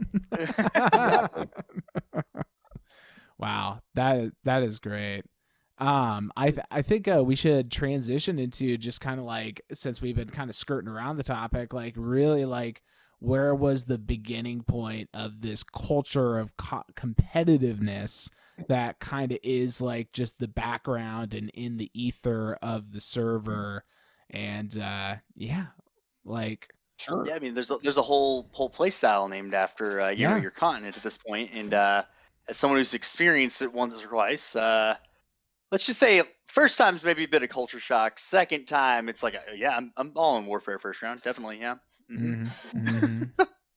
So yeah, like what do you know the genesis of that? Was it like those Perth fellas, bringing the knife fight attitude, or what's the, do you have any idea, or is it just kind of something that floats in the air? Oh, okay. I've got some ideas that look, I can't claim credit for it, but it was in my DNA. So I remember being 6 years old playing Risk and against my dad and his girlfriend, and I had to get up, go to the bathroom, and I came back, and someone had thrown the board, and I still count that one of my best, most satisfying victories of all time. I was like, at the age of 6, I was like, I got game. Straight up. You guys can't handle me. They couldn't stand how I controlled all of Asia. No one does that shit but me as a 6-year-old boy. Oh man, Risk is so fundamentally frustrating. Oh my god, sorry, I'm just like thinking about last time I played it. Anyway, sorry to interrupt you. I don't think I could play it now. No, there's no way. No depth. No. Anyways, yeah, lots of dice. It's Yahtzee. Yeah, it's a rolling right. Risk is actually a rolling right. You think about it. But no, but yeah, to get back to that, sorry I sidetracked you there. But so the competitive is just like in your DNA, and like, do you think like culturally, with you being at the top, kind of setting vibes, that's where it came from, or do you think the people brought that sauce to the server? Well, and I'll share one other vignette, which is when I last lived in the U.S. and the people I would play pickup games with of whatever, not D&D, but whatever competitive games, and there came a point where they would just say, let's get CoolGuy, let's knock him out. Let's just knock him out. I mean, they call me Leonard. That's my street name. They're just like, let's just knock him out. And a better rapper name, man. I'm just kidding. And at first I was offended. I was turned off. I wasn't being allowed to play the game. I wasn't being given a fair chance. And then I thought, hey, the table wants to play against me. Like, that's respect. I'll take it. I will take that, and maybe I'll get second place. Maybe I can't win. Maybe I can't win within the rules unless the dice gods come down, and I got to take the whole table on. I'm like, let's do it. Let's play for second place, whatever it is. And so if I fast forward into the server, and in the beginning, it's just trying to get people to play. There was, when I first started playing TI, like before I'd even played and I'd read all the factions, I was like, oh, Necro. I want to play Necro. But socially, I knew I couldn't in the beginning, because the Necro style I would play, I'd just go. I'm just gonna attack you nonstop. Socially, I knew I couldn't do that. So, I kind of went for Yin, which I thought was a little bit more socially acceptable, which is, I'm handicapped. I've got some tricks up my sleeve. If you come after me too much, I'll blow all your stuff up and, I'll indoctrinate you. But I told you about how I lost a couple people from the server when the combative style wasn't working for them. And so I realized as a Discord server leader that I had an issue on my hand. And first I didn't want to lose people. I didn't want to lose good players who were good community members. So I had a problem of like, how do I have games that are competitive, that don't turn people away? Because it's recruiting's hard, and keeping community together is hard. But I didn't want to clip the wings of the competitive players. I didn't want them to play down to a level. Straight up. So yeah, so that was the problem. And so that was the initial our definitions of casual, competitive, and hell mode. And so what these are, it's a cross-reference with our ranking system. It's like, okay, you people need to say what type of game you're gonna play. And I believe anytime I'm playing, even with people I've played with before, let's take 2 to 5 minutes at the start of the game and let's just talk about the type of game we want to have. Is it lay it, play it? Is it take backseat? Are you gonna get a mulligan? Is it, I could move all my plastic in and then change my mind and then move all my plastic out. Like, what are we going to do? Let's just get to it, and let's come to an agreement because nobody's hot right now, and let's not wait till the moment to figure it out. Totally. Add 20 minutes to our rules discussion. So we came up with these 3 levels, and I wrote the definitions for them, and I can't remember them off the top of my head. But casual is like, it's Euro style build game. Let's come together and let's have a social contract. Let's have a good time. Let's pass the time together. Let's build our stuff up, and then maybe for the final point or 2, we'll try blocking each other, and unless the objectives state otherwise, unless you get a bunch of control objectives. Mm-hmm. And I never see games posted on our server for that. Sure. But that's our academy. So we have an academy channel as well. This is a bit of a sidetrack, but we also have, we learned this from Phil and the global server, who are great at teaching people how to play. Oh yeah. We set up an academy. You win an academy game, you're not a veteran. Okay, like it's a safe, learn to play environment. It's for the novices and acolytes and anyone who wants to support that. Mm-hmm. So our second tier is competitive. So we have casual and competitive. And competitive is like, we can do some point blocking. We're all trying to win here. Let's do what we got to do. But I might take your home system if it'll block you from scoring. Mm-hmm. Mm-hmm. Now hell mode. And I was like, what do we call the next level? And I was like, I'm just thinking video games, Exactly. I'm just like, when you could change the setting when it's like, you cannot win. You cannot Nightmare win. mode. Yeah. What is it? And the fundamental, like, I do have some notes from Jezzaruby about hell mode, but like the basic idea philosophically is, if it's in the box, if the rules are in the box, rules as written, it's fair game. It's legal. And so a shorthand would be, I could take your home system, not because I'm going to get a point, not because I'm going to block you from a point, but I'm just going to handicap you. I'm just going to cut your Achilles tendon. Yeah, and see how you do. It's kneecapping. Yeah, it's kneecapping. Well, baby. Word on the street is the designer of the game's a little bit of a player like that anyway. Oh, yeah. So sure. The rules were written the way they are for a reason, Yeah, no joke. No, it's very clear. But no, that's I have it from a pretty good source that it's like that. So I think that's the way it was intended to play, right? And it was balanced, and that's why like Cabal exists, L1 exists, Okay. And, that's my conceptually, that's what makes sense to me, and it's like everything's balanced around 14 point anyways, and some people get going a little slower, and next thing you know, POK was around 14 point. I've extensively played POK. I have not played much base game, so I should only speak to that. But it does seem like hell mode, having played 2 hell mode games myself, not on your server, but ascribing to the rules of it. Don't pick Argent next to Nalu. New Nalu, by the way. Just don't do it. Just don't. You're like hell. That's actually, if there's hell mode tiers, that's like the 9th circle of hell. Yeah. It really is. Like, and also when Nalu's other neighbor dies to the rift, right? But the other thing to take away from hell mode, having played it, is that it's really hard to navigate that socially for me. I'm like a people pleaser at heart. I don't like upsetting other people, but I'm also stubborn, as Brass knows.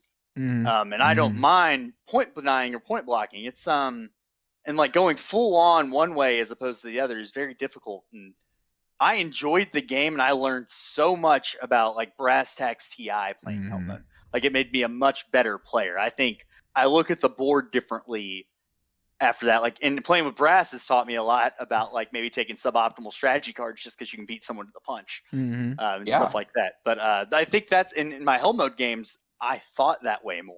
Like, I don't know what's best for me, what's best for the plastic on the table. And I think it's like a totally delineation from where like where you have to think in other settings, I guess, is what I was getting at. Yeah. So when Big Al joined our server as a henchman, which is the name of the system administrator, so there's a half dozen of them. So I invited him. Look, I'm trying to build community, so I'm looking for leaders in the community to be henchmen, of which he is absolutely. He's getting a lot of airtime here, as he deserves. So he's like, well, okay, what do you need? What do you want from me? And I said, just come and play with some of the guys and just, get to know people. So he's like, yeah, what's this hell mode thing? So he comes and I believe he was sitting between Jordan and Jezzaruby. And these are two of the hardest hell mode. Hardest motherfuckers on the block, dude. Oh my god, they bring guns to knife fights, those guys. Oh my god. Holy shit. Okay. I'm sitting opposite from Big Al, and he plays Soul. And he's doing his rollout. He takes his planet on the way to Mechatol. He takes his equidistant right. He takes his equidistant left. Oh. We get to I don't know, round 3 or whatever, 2 or 3, I'm not sure. And then he takes Imperial because it's there, and then he moves forward and he takes Mechatol Rex. And then Jezzaruby and Jordan both just come in. God, dude. Pincer they just start coming. Did they even say a word to one another, or they just knew it was time? They don't even. They might have done a secret, but I think they don't even. Like basketball, the no look pass. Yeah. No, exactly. That's what I was imagining. Is these two dudes like there's this click like it's time. It's time, exactly. It's time. Execute order 66 or whatever. And I saw it when he took Imperial. Like he took Imperial, and I'm like, I'm not even going to say anything. Yeah, like, totally, dude. You don't take Imperial in hell mode. It's like it's the worst. It's the worst card. Imperial doesn't give you plastic or financial advantage. And so you're burning future capability to get points now. And so anyone who takes Imperial and goes for Mechatol, like you've forfeited your equidistance minimum. Wow. And so So as these guys come in on him, he's like, whoa, because they laid, I can't remember which one they put. I think it was Jezzaruby, like puts the token down, and he's like, whoa, mate, let's talk. I've got trade goods. Let's make a deal. Yeah. And no. Wow. And Big Al's like, anything? Can we talk? Like what? And Nathan's like, look, you're going for points. You're shooting ahead. I'm gonna have to catch you later. It's better if I catch you now. Like there's actually nothing you can give me. Wow. Brutal. Look at what they've done to my boy. Look at what they've done to my boy. Oh my god. And like have all three you two both played with Al? Well, you clearly have, obviously, but have you played with Al, Brass? I can't remember if I have. Maybe I did in one of the Weird Bear games. I can't remember. I can't remember. Well, I literally win slayed him in a game this week. Oh wow! And, like it is whatever time in the morning for him, because I know it was not night or evening. Well, I guess night. It is not a good hour. Like I like to imagine he rolled out of bed and I signal jammed his Alpha asteroid field with his only space stock, and he had unveiled their greatest ship, and he hadn't chaos mapped it out. And he goes, "Can you not?" That's like I just get one message from him. I'm like, oh my god, I've disappointed my dad. Oh no, what have I done? He told me what his secret was, and then so like I just like that's how I know that hell mode. I gotta like harden up to like play more hell mode, because like it didn't go like Mantis rules of windslaying. I was on construction. He was on Imperial. By the way, Imperial. Going back to that, it's like all of that, and I'm just like, I don't want to do it because like I want to win, but like I'm not gonna win. Some other fool's gonna win because I did this. You know what I mean? So it's this weird like push and pull to me to do hell mode, to like never give up, because like on the social contract level, you're like especially around 5, 4, 5, 6, wherever you're at, like your action is, no matter what you do, is going to make someone win, whether it be you or someone else. Like you're either stop, like, so when does hell mode like delineate that? Like when do you choose to not take an action because you're helping someone else out more than you're helping yourself? I guess that's where, like in my hell mode games, I really did struggle with that. Besides in my game, Micmac Moose like took my home system, was like, you're not winning this game. By the way, he won the game, but I'm like, you're not winning this game. I'm doing everything I can do. Like that was the only thing that mattered anymore. So like, where do you delineate that, like on a social? Because the social contract still exists, I feel. You mentioned Micmac Moose. I gotta share a quick story. Please do. Respect for his capabilities and the games that he's played. He's been in our most recent league, and I like to take trade, and I like to offer X-1, X-2 to the table from the first turn, even though I'm not going to get it till round 2 or 3, till we go to agenda. I like to give the table credit because I like to see who's going to cross me early. That's the way I look at it. It's like, you can burn me for that one trade good. Mm-hmm. And he was extra. I was yin, and gave him an X-1, and he didn't pay me round 2. He didn't pay me round 3, and he offered other items of value, like, I'm going to vote for you an agenda, so wipe out that debt. And I'm like, I don't want your votes. I want my trade good. I think it was probably X-2 because he was extra. Yeah, totally. And so he paid me 1, but he still owed me 1, and he was changing the terms of our contract. Yes. Yes. Do not get me started on this right now, man. Oh, I got a whole day on this. Anyways. He's got a reputation for this. And I was like, I want that trade good. I want that trade good. I want that trade good. And so we get to the end round, and he's Jasper the Disaster is like started a war with him, eating his slice, and I think maybe Muffin was on his other side. I'm not sure. Oh, wow. And he was just getting battered. And he did a sprint for Mechatol. He did an Imperial play, and he got the points. But then he was getting battered by his neighbors. We come to the last round. It's time for the Yin hero. He's down to 2 planets. Oh dear. And he hasn't paid me my trade good. For. Hasn't paid me my trade good. I waited for my opening, and then I took his planets. I knocked him out. Oh my goodness! My trade good, man. Yeah, exactly. I didn't get my money. Oh, I love that. Oh my god.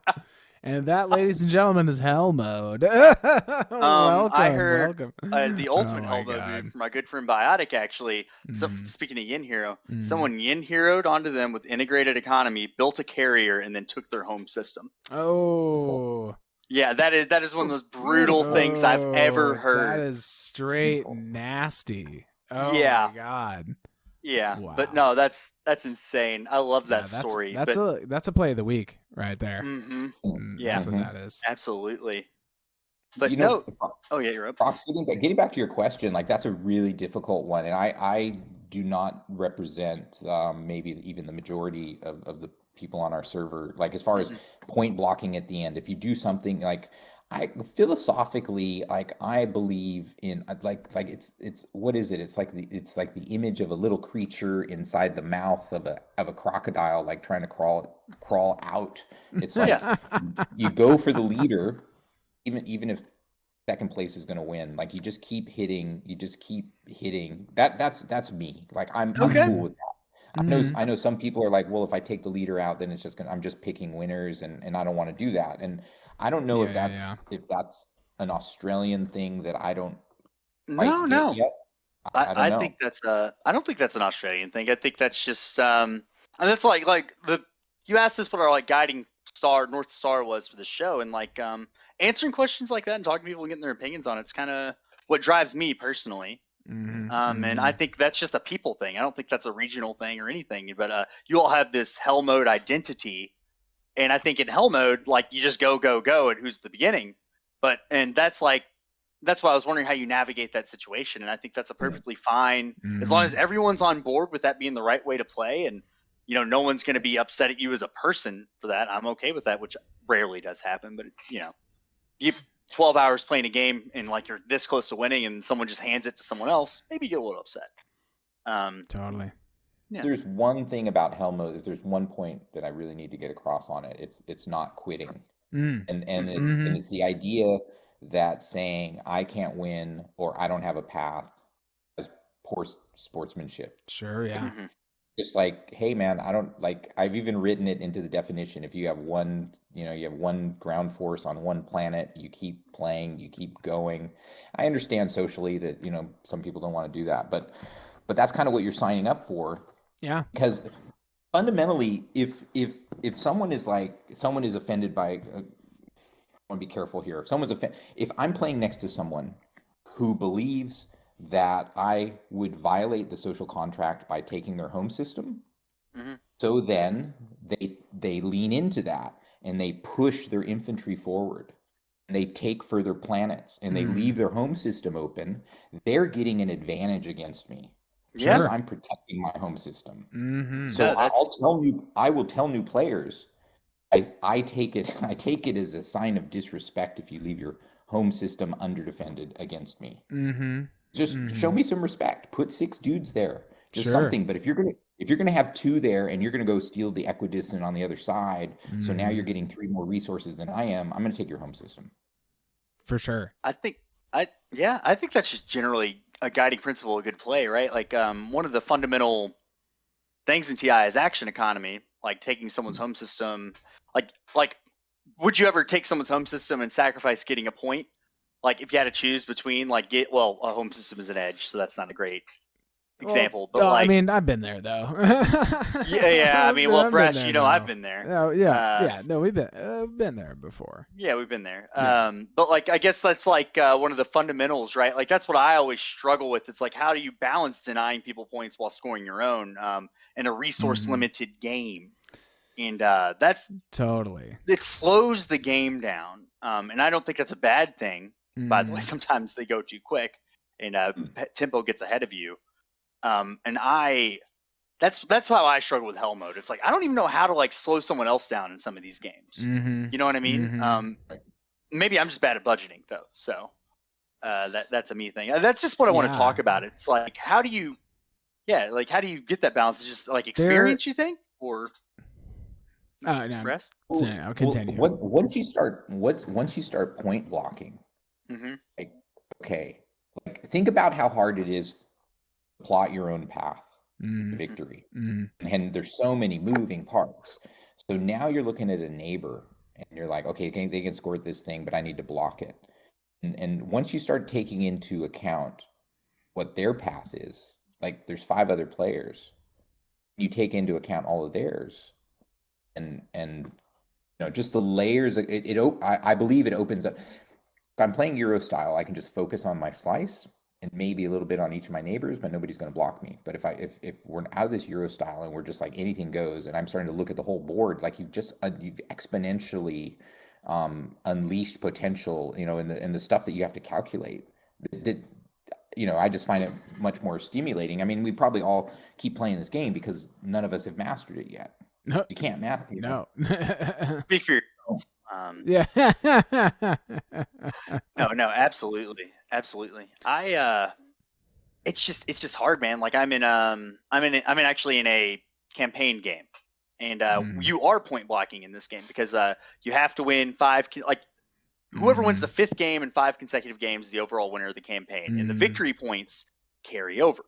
And you use those to build certain boons and rewards and everything. There's a whole point system. Expendable Cruiser Man came up with this.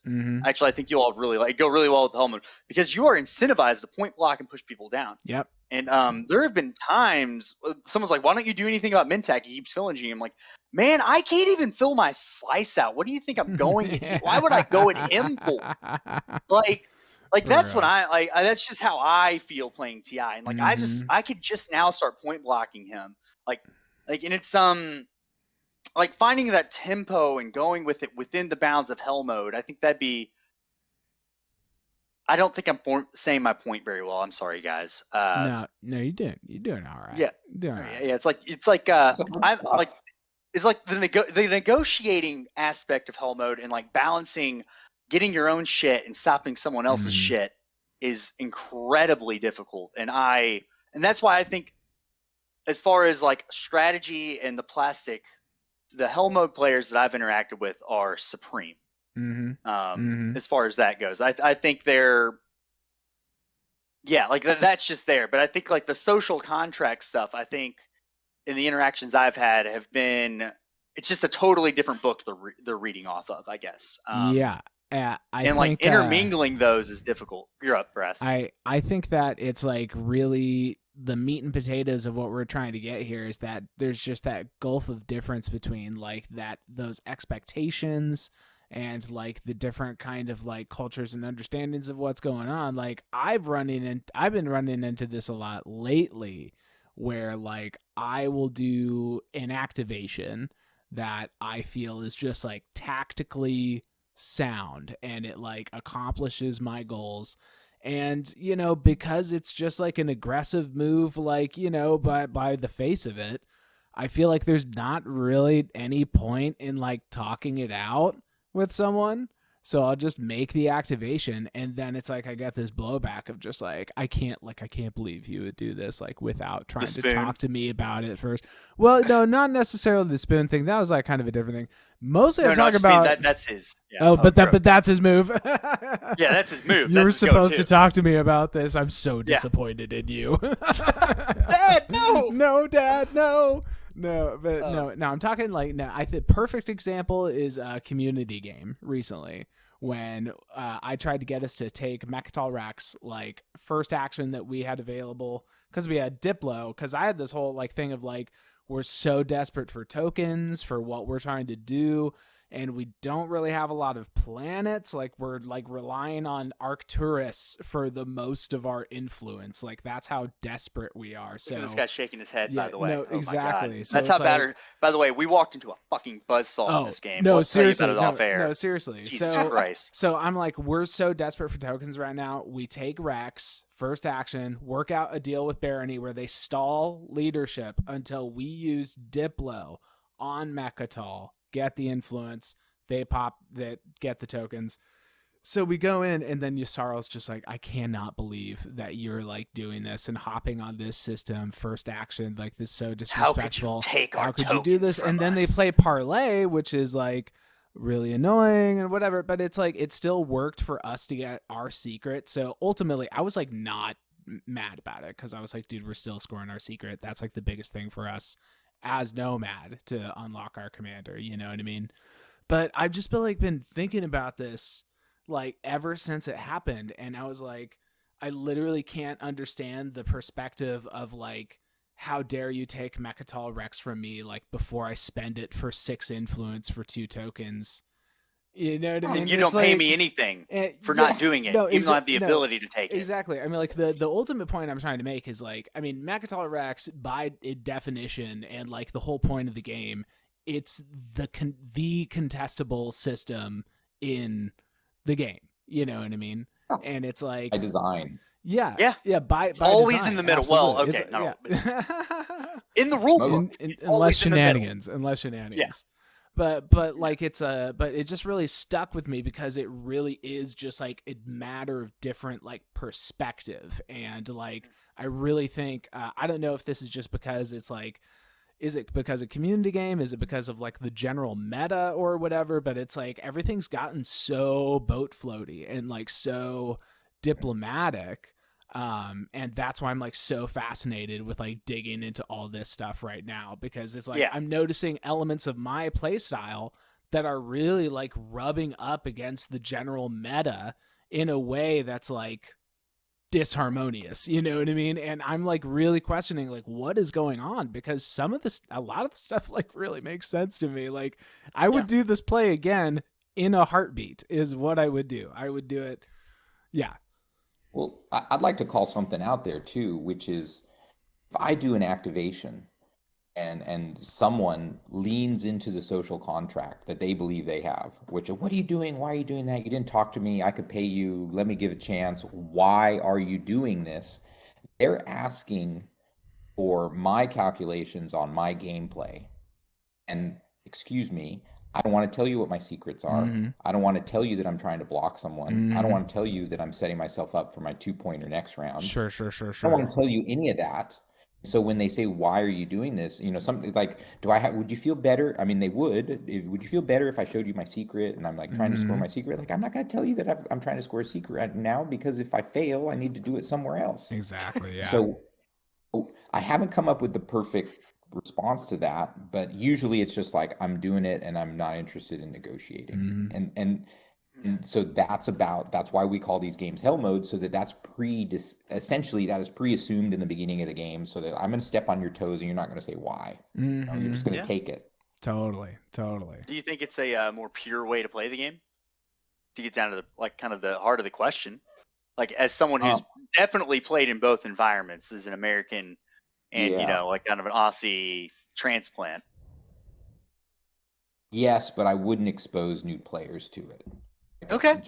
I wouldn't expose people under a dozen games to it, because because there's this element. I like to say that there's like when I try to describe this game to civilians, non-players, I'm like, look, it's a game where you've got these grown people sitting around a table trying to take each other's lunch money, and some people get upset when their lunch money gets taken, and they get punched in the nose. But that's really what the game is. Like we're just like, maybe, hey, let's boat float together. Yeah, but we're doing it at the detriment of other people anyway. So it's sort of like a soft end around.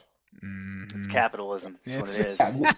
Like I'm a little hesitant to agree with you fully, Frox, but there's a part of me that really wants to. This is the man, way go all in. Go all in on it. I want to play the game in a Machiavellian, anything goes, might makes right. One of my favorite recent moves. So I'm in a Veteran 2 game, and we're trying. It's a recurring game, and we had to take a month off because I went traveling. Thank you very much to those players. With rank comes privilege. I'm like, sorry guys, I gotta go. Hey, you know what? You worked hard. I get it. Yeah. But so I'm playing Barony, and I've got my tech online. Love it. I've got NES. I've got Duranium. I've got my Dread 2s. I've got two flank speeds in hand. Ooh. I've got a really good action card deck. Ooh. And like I've got my 1-pointer in the bag for the round, but I look at the table and I'm like, I've got my fleet, I've got these cards, like how do I extract value from the table? So I go to and we're playing the SCPT semis with the wormholes. Oh man, love it. I played 3. Oh yeah, love it. That was masterful. I loved those. I love Matt's maps. Love maps are a big deal to me, and I love his maps. I'll play his maps, and he did. I have someone I need to introduce you to. Big map guy. Not joking. All right. If you're really into it, so yeah. Well, there we go. Yeah. Might be I might be misremembering this. This might have happened over 2 rounds. I think it happened in 1 round. But I basically went around the table extorting people. And so from Mahawk, I was like, I'm going to take your home system. What can you give me? Because I didn't really want his home system. Although I wish I'd taken it with that 5 influence, and I could have taken it, and he's now in 2nd place. But so he gave me a ceasefire, and then I went to my neighbor NRA, and who had his flagship with 3 mechs in the air and a couple other ships, and I looked at it and I was like, I can take it. You can take that one. I can beat that NRA flagship. So I was like, I'm gonna come up there, and it was over a Biz Fria. I was like, I'm gonna come up there. I'm not gonna get both planets, but I'm gonna wipe crap out. He's like, look, I'll also, I said, just give me 3 trade goods. I think there was a spend objective. I'm like, just give me 3 trade goods, and I won't do that. And he's like, I'll do it, but we have to support swap. So then we support swapped. So I pick up a support, and then Mechatol's sitting there, like, and Winu's on it. I'm like, look, and now I'm coming, and this is Mendicant sitting there, and he's a thin Winu, but he's doing well on points. And we go into a secret chat, and I'm like, dude, I'm coming. He's like, I'm trying to keep L1 off of this, who has Imperial, and I'm trying to do all this stuff. And I'm like, you gotta give me something. And he's like, I got my support. And I'm like, okay, I'll take it. And I love that. There he goes. And I haven't even left my system yet. He hadn't even done a thing, man. The Baron sits on his throne. Oh man, Baron CoolGuy. Now I should say that I got cocky with that. So then I went after on the subsequent round. I went after Sardak's home system, trying to score some secret. And messed up the attack, lost the fleet, and then L1 heroed adjacent to my home system, came in and took my home system. Oh so, man. Don't get cocky. Yeah. You win some, you lose some, bro. No. Yeah, and that kind of might makes right. Machiavellian, you reap what you sow is kind of what it sounds like to me. Yeah. But I mean, as long as you're cool pushing it out, you got to take it back, and I think that's just kind of the core of this, right? Like you sit down and you set the expectations for your table, and it's like, what kind of game we having today? Exactly. And that's the biggest thing. Yeah, and I think I'm just gonna be real with you. I think like there's this middle ground between boat floating and tactical play that's like, in my mind's eye, I'm definitely wrong. I'm a total pleb, by the way. It's like the perfect synthesis of TI. Because like you got to play the table. It's like your hand at poker. You're not always gonna be dealt You know, like in my hell mode games, you know what factions did well? It wasn't Nomad, it wasn't Yssaril. It was the warring faction. It was Nalu and there's Sardak. Like things like that. Like things that in the hands of a beginner aren't gonna win the race to 10. They just aren't. You know? And that's how I feel about it. I think like and they didn't make deals, they didn't do anything. They just took what was theirs, point blocks, slowed the tempo down and caught up and sprinted ahead. Changed the but game. I think yeah, and that's why I love TI, because I don't think there's a right way to play it that I've seen. But like we play with Mantis, and that guy plays a good way. I don't know if it's the perfect way. He wins a whole lot of freaking games. And he beat home in a hell mode game. Absolutely, he's so calculated and calm and cool. But cool as cucumber, Mantis. Yeah, cool as cucumber. It's cool as cucumber in town, bro. No. Yeah, but like your plays, like you said, it's like like as long as you don't get upset, you can come back from your home system taken. I mean, I've won a game where my home system was taken. Brass took my home system in a game, and I almost won it. Oh, I took it. He took it. He infiltrated. He flank speed. He built 14 infantry there. Yeah. It was sick. Yeah. It was sick. No, it was like, he had a war machine too. No, it was like 8. It was 8 infantry Swords and 2 fighters. Swords to Plowshares just went off, and like he's ghosts, and he just activates my home and takes it. Yeah. It was fun. Beautiful. And I should not have given it back was the I really should not have given it back. And I think that's a lesson that I'll take that lesson with me for sure. I've made some. He definitely should not have. Yeah. I was Necro. No. But I could have taken his was the thing. Right. So for sure. Yeah, dude. Yeah. I think we are really really digging into some good stuff. I'm having funny memories of my old gaming group when I was in college in Northern California, and I introduced these fools to this game, and you know, it's like I won the first few games. I've talked about this before. I won the first few games, and then at some point it just like clicked for them. And then they were like, "You're never winning another game ever again." Like I have the same, but I can't. My friend group is like hesitant to invite me back to our trophy game that we have every year because I've been playing so much and doing all this. And I was like, "Guys, I'm not gonna win. You're not totally. It's exactly. It's like I'm making my own goals. I have a list of them written down. Like once I get a faction, I'm like, I'm gonna fill out my tech board or something. Like sure. You're not gonna believe a word I say. Yeah, I've talking about kneecapping, man. I've had my knees busted open with a baseball bat in round 2. I don't know how many times. You know what I mean? But it's like it got to this point with that group because it was like such a, like an insular experience. Like it didn't feel like, oh, I'm in this like competitive dojo and we're like really learning. It was just more like a bunch of dopey stoners just fucking like beating the shit out of each other and like fucking raising hell about it. You know what I mean? Like that's more of like, it was like what it was like, but we had a really great time. But it's like such a different thing that you guys have going on where it's just like more, there's something more studious about it. There's like an actual like philosophy of play behind it. And I feel like back in the day when I was getting my kneecaps busted open, I was like trying to have these conversations with my friends and say like, there seems like there's like these different ways of playing. And then there's this way that you guys kind of like beat the shit out of me in the very early game. And it makes it so that I can't win the game in any conceivable fashion, which is like fine that you do that. It's fine. You know, it's really fine that you do that. I'm not mad. But I'm not mad. But I mean, like there's different. So it seems like there's a bunch of different ways that you could play this game. And like, you know, like, and now I feel like after years, it's like all these terms have come around and all of these like different groups of people have kind of developed their own flavor. And now I'm starting to see it like so clearly. And I can see my own journey through the entire spectrum, like from this end to that end, back and forth, man. It's cool. It's crazy cool. I do have a question for you, cool guy. If you all sit down at just a competitive game, not even necessarily at hell mode, like where some point denial is kind of the flavor. Like it's okay, round 1, someone comes over for 3 edge, you blast them. How long are your games?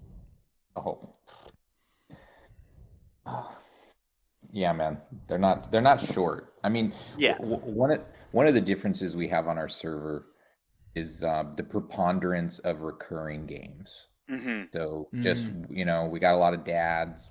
Which is hobby's an older age group, man. Like this hobby in particular. Yeah. Especially this game. It seems to what the average seems to be about. It's 35. it's got to be definitely 30s and 40s. Yeah. Absolutely, that's how I feel about it. Mm-hmm. So we play these recurring games. We have a preponderance of 14 pointers. That's like we rarely do 10 pointers. We're just like, I love 14-point games. Right there with you. But yeah, man, this Vet 2 game I'm in, we've played at least 3 sessions, if not 4, and I think we're going to round 9. We might Imperium not, Rex. There is a possibility that nobody gets 14. Bring back Imperium Rex. Oh my god. Oh, that's beautiful. Yeah, I'd have to say, like, look, 9 to 12 hours. I mean, yeah. And that's what the experienced players do in their shit. And doesn't sound like there's a lot of negotiating going on either. So it's just pure. Not a lot of negotiating. It's just that, it's just that dice rolling. That dice rolling takes. Oh, get this. So I hosted a game in person at my place. So one of my original henchmen, one of the first 20 guys on the server, flew out from Brisbane. That's a couple hours away. So, like at my heart, I like to host games. I always have a big table so I can host games. Discord was just a different version of this. Yeah. And so he's coming in. I'm like, well, we had 5 out of 6 people at the table were in the first 20 on our server. Wow. So we were old school. It was great. And then we had Zadex, who's like, one of the new super aggressive players. And we play a 14-pointer. We all agree it's hell mode, 1 mulligan, and it was control after control. Oh my god! I think there were 2 scoring objectives. Slog. I mean, two spend objectives. Everything else was control. We started at 8 a.m. We took a half-hour break. We were playing the rest of the time. I was cooking lunch while they kept playing, like adjacent to them. So we take a half-hour break. We finished. We get to 9 o'clock at night. Okay, we're still going. 13 hours. And so people are getting that lull.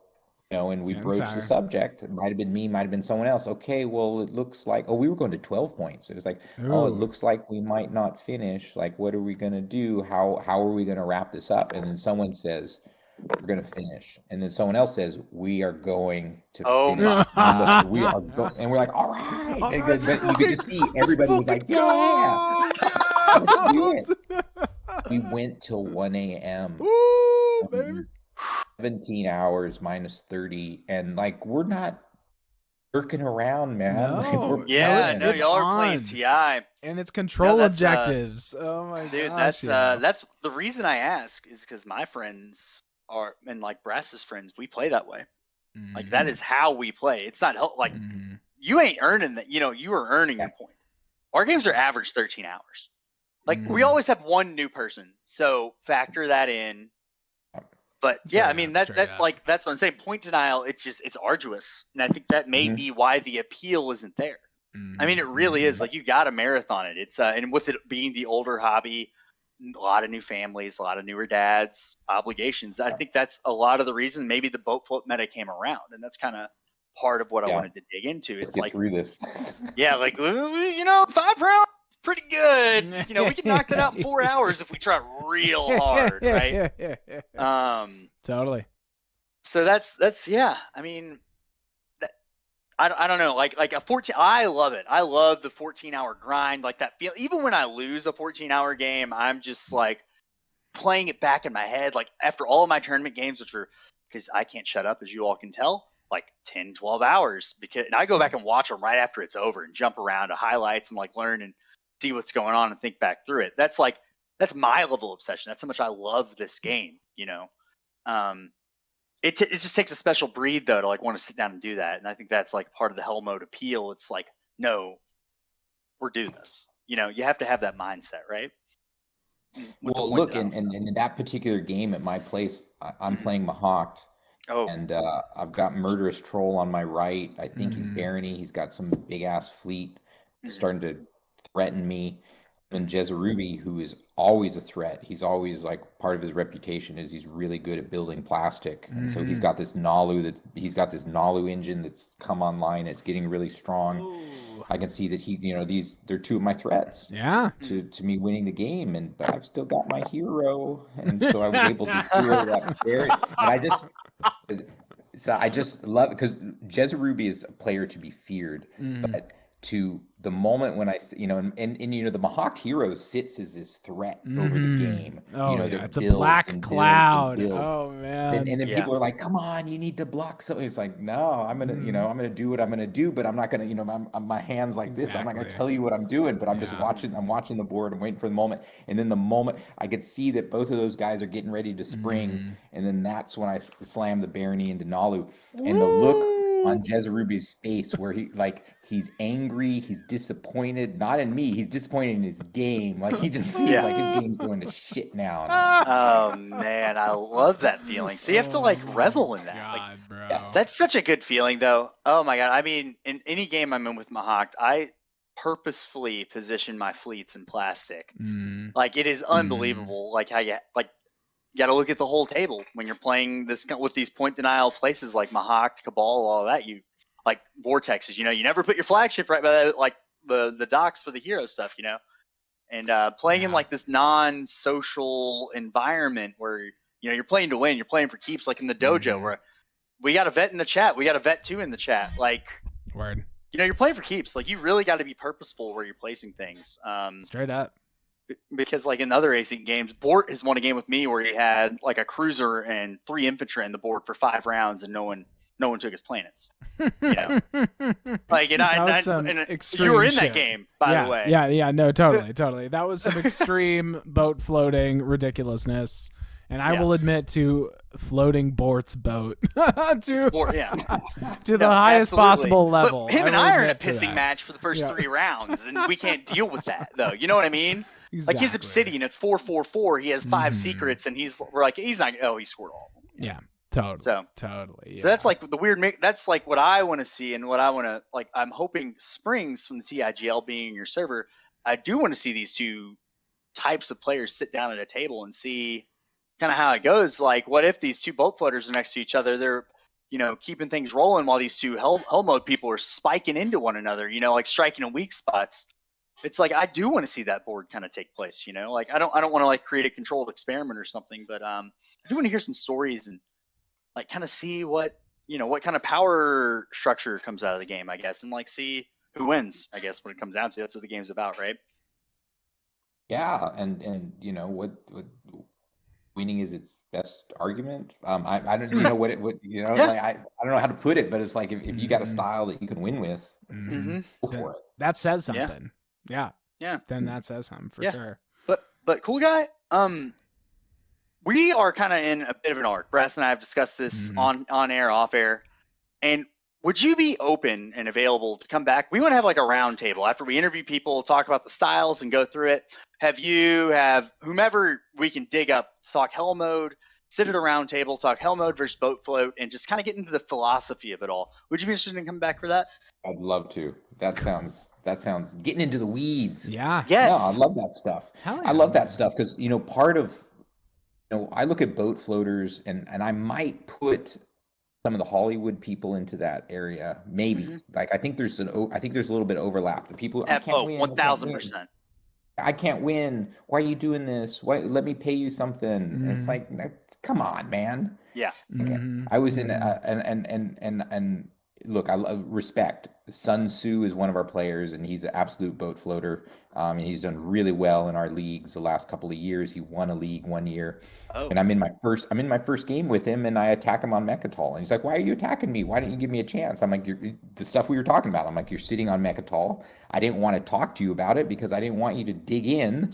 I didn't want you to reinforce, I'm just knocking you off because, and your the reputation for your silver tongue precedes you, I know you're a talker. So hey, they say TI isn't a legacy game, but sure does play like one sometimes. You know? Well, absolutely. Yeah, That's a great point. And so that is, the story I shared with Mick Mac Moose. I mean, I'm sharing it here too because I want people to hear it. I want them to know Cool Guy who's cheap and wants his trade goods. Or like a really good example of that, and like I don't know if you watched, there was a semifinal game that Absol was in, and she's L1, and she's in this forever war with Sar over Primor. She like offers him a deal, he doesn't take it, torpedoes both of their games. Wow. And Matt was commentating. He's like, you know what? Respect to Absol because people have been giving her shit, and she's been nice to them. Mm-hmm. Maybe they watch this, and then you get burned. Yeah, it's happened to me so many times, dude. Be nice to someone, get burned, baby. Yeah, no but joke. That's respect. And like this show is about the community, and like I want you to get those stories out there, and I want people to know that about you. And I want because TIGL's a thing, the tournament's a thing, like async servers a thing, like Hey, listen, I didn't think I'd like it. I'm in 5 fucking games, man. You actually, Cool Guy, come play a game with me. You'll love it. I'm not even joking. Oh, I do. So get this. I got it. I got into my first async game because I was like, okay, I need a little bit of a break. I'm playing 2 to 3 games a week here. Like, let's just chill out. Let me do this async thing. Slow it down. Yeah. And so I go to async. I've got no live games. And after 2 weeks, I look at my TTS activity, and it's exactly the same. I'm still on TTS. Just as much. You're like in the middle of your TTS game, Alt Tab over to Discord, make your move. Oh my god! I'm just going deeper with my analysis. Oh yeah. No, Classic. I dig that, and wow. I think we've kind of hit a nice wrapping up point for what we're doing here, and I think but we'd be glad to have you back. We're definitely going to have a nice long conversation with Big Al or another boat floater. And we're going to put y'all in a room and y'all are going to butt heads about like how to play this goddamn forsaken waste of our fucking times, boys. Oh, yeah, no, that sounds great. I mean, I think in like, the hardest part about boat floating for me is I don't trust people. Oh my God. I'm starting to trust certain people. Let's K Ruthless, you cheap son of a bitch. Sure. Not naming any names, but yeah, so Cool Guy. I think we've kind of hit a good wrapping up point. Really appreciate your time. Like you gave us like 9 time slots and changed time zones because Brass and I are idiots and can't do plus 17 for this whatever is true. reason. No, this is true. Yeah. But we want to have you back on within the next couple of months. We're not sure winter's a great time because people are less busy until the holidays hit.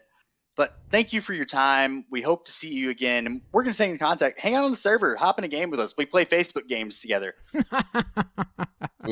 Sweet. Yeah. Super stoked for what you guys are doing. This is an asset to the community and happy to participate. And, anyone who sees this, who wants to come and see what we're about down at Cool Guy's Hideout, sure.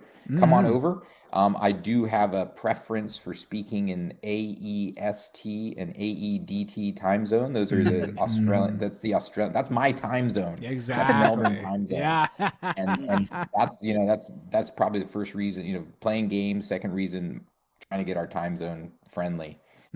So if people learn one thing by playing on our server, it's just like what day is it in Melbourne? You know what? Well, I'm just gonna start doing that thing where it's like you have on your phone app the like world clock and you just get the different cities. Like I'll just put Melbourne on there and then I'll always know. We go. All right. Well, I think we're gonna know. We are the biggest TI podcast in Melbourne right now in the Southern Hemisphere. Hands down. Yeah. The Southern Hemisphere. In the Southern Hemisphere, actually, believe it or not. Oh my God, that's so good. But yeah, we've brought him up a bunch during this segment. Maybe it's time to go do a thing with that one guy. Brad, you do the outro, buddy. It's time to chill with Big Al Cappuccino. Thanks, Cool Guy. Thank you. In the Twilight Imperium dojo, the competition is fierce, full contact, far more Cobra Kai than Miyagi-Do. Our time on the mat sparring can last for hours and include everything from ankle taps to broken deals, player elimination to being punched in the privates. Recognizing that we do this as members of the same dojo, the same community is key. We do not do this against each other, but together, with each other. As your group becomes more familiar, the interactions on the map are likely to become more explosive, and salt, spice, bumps and bruises are not to be unexpected. But once the game is done, victory or defeat, the ability to come together and make amends, embrace the shared experience is key. The realization that without the other players we would not have the privilege to consume is enlightening. Without the putting right, the player base does not grow. The game is about people, about us. The ability to make peace with the losses on the mat and still win through the journey is at the heart of Twilight Imperium.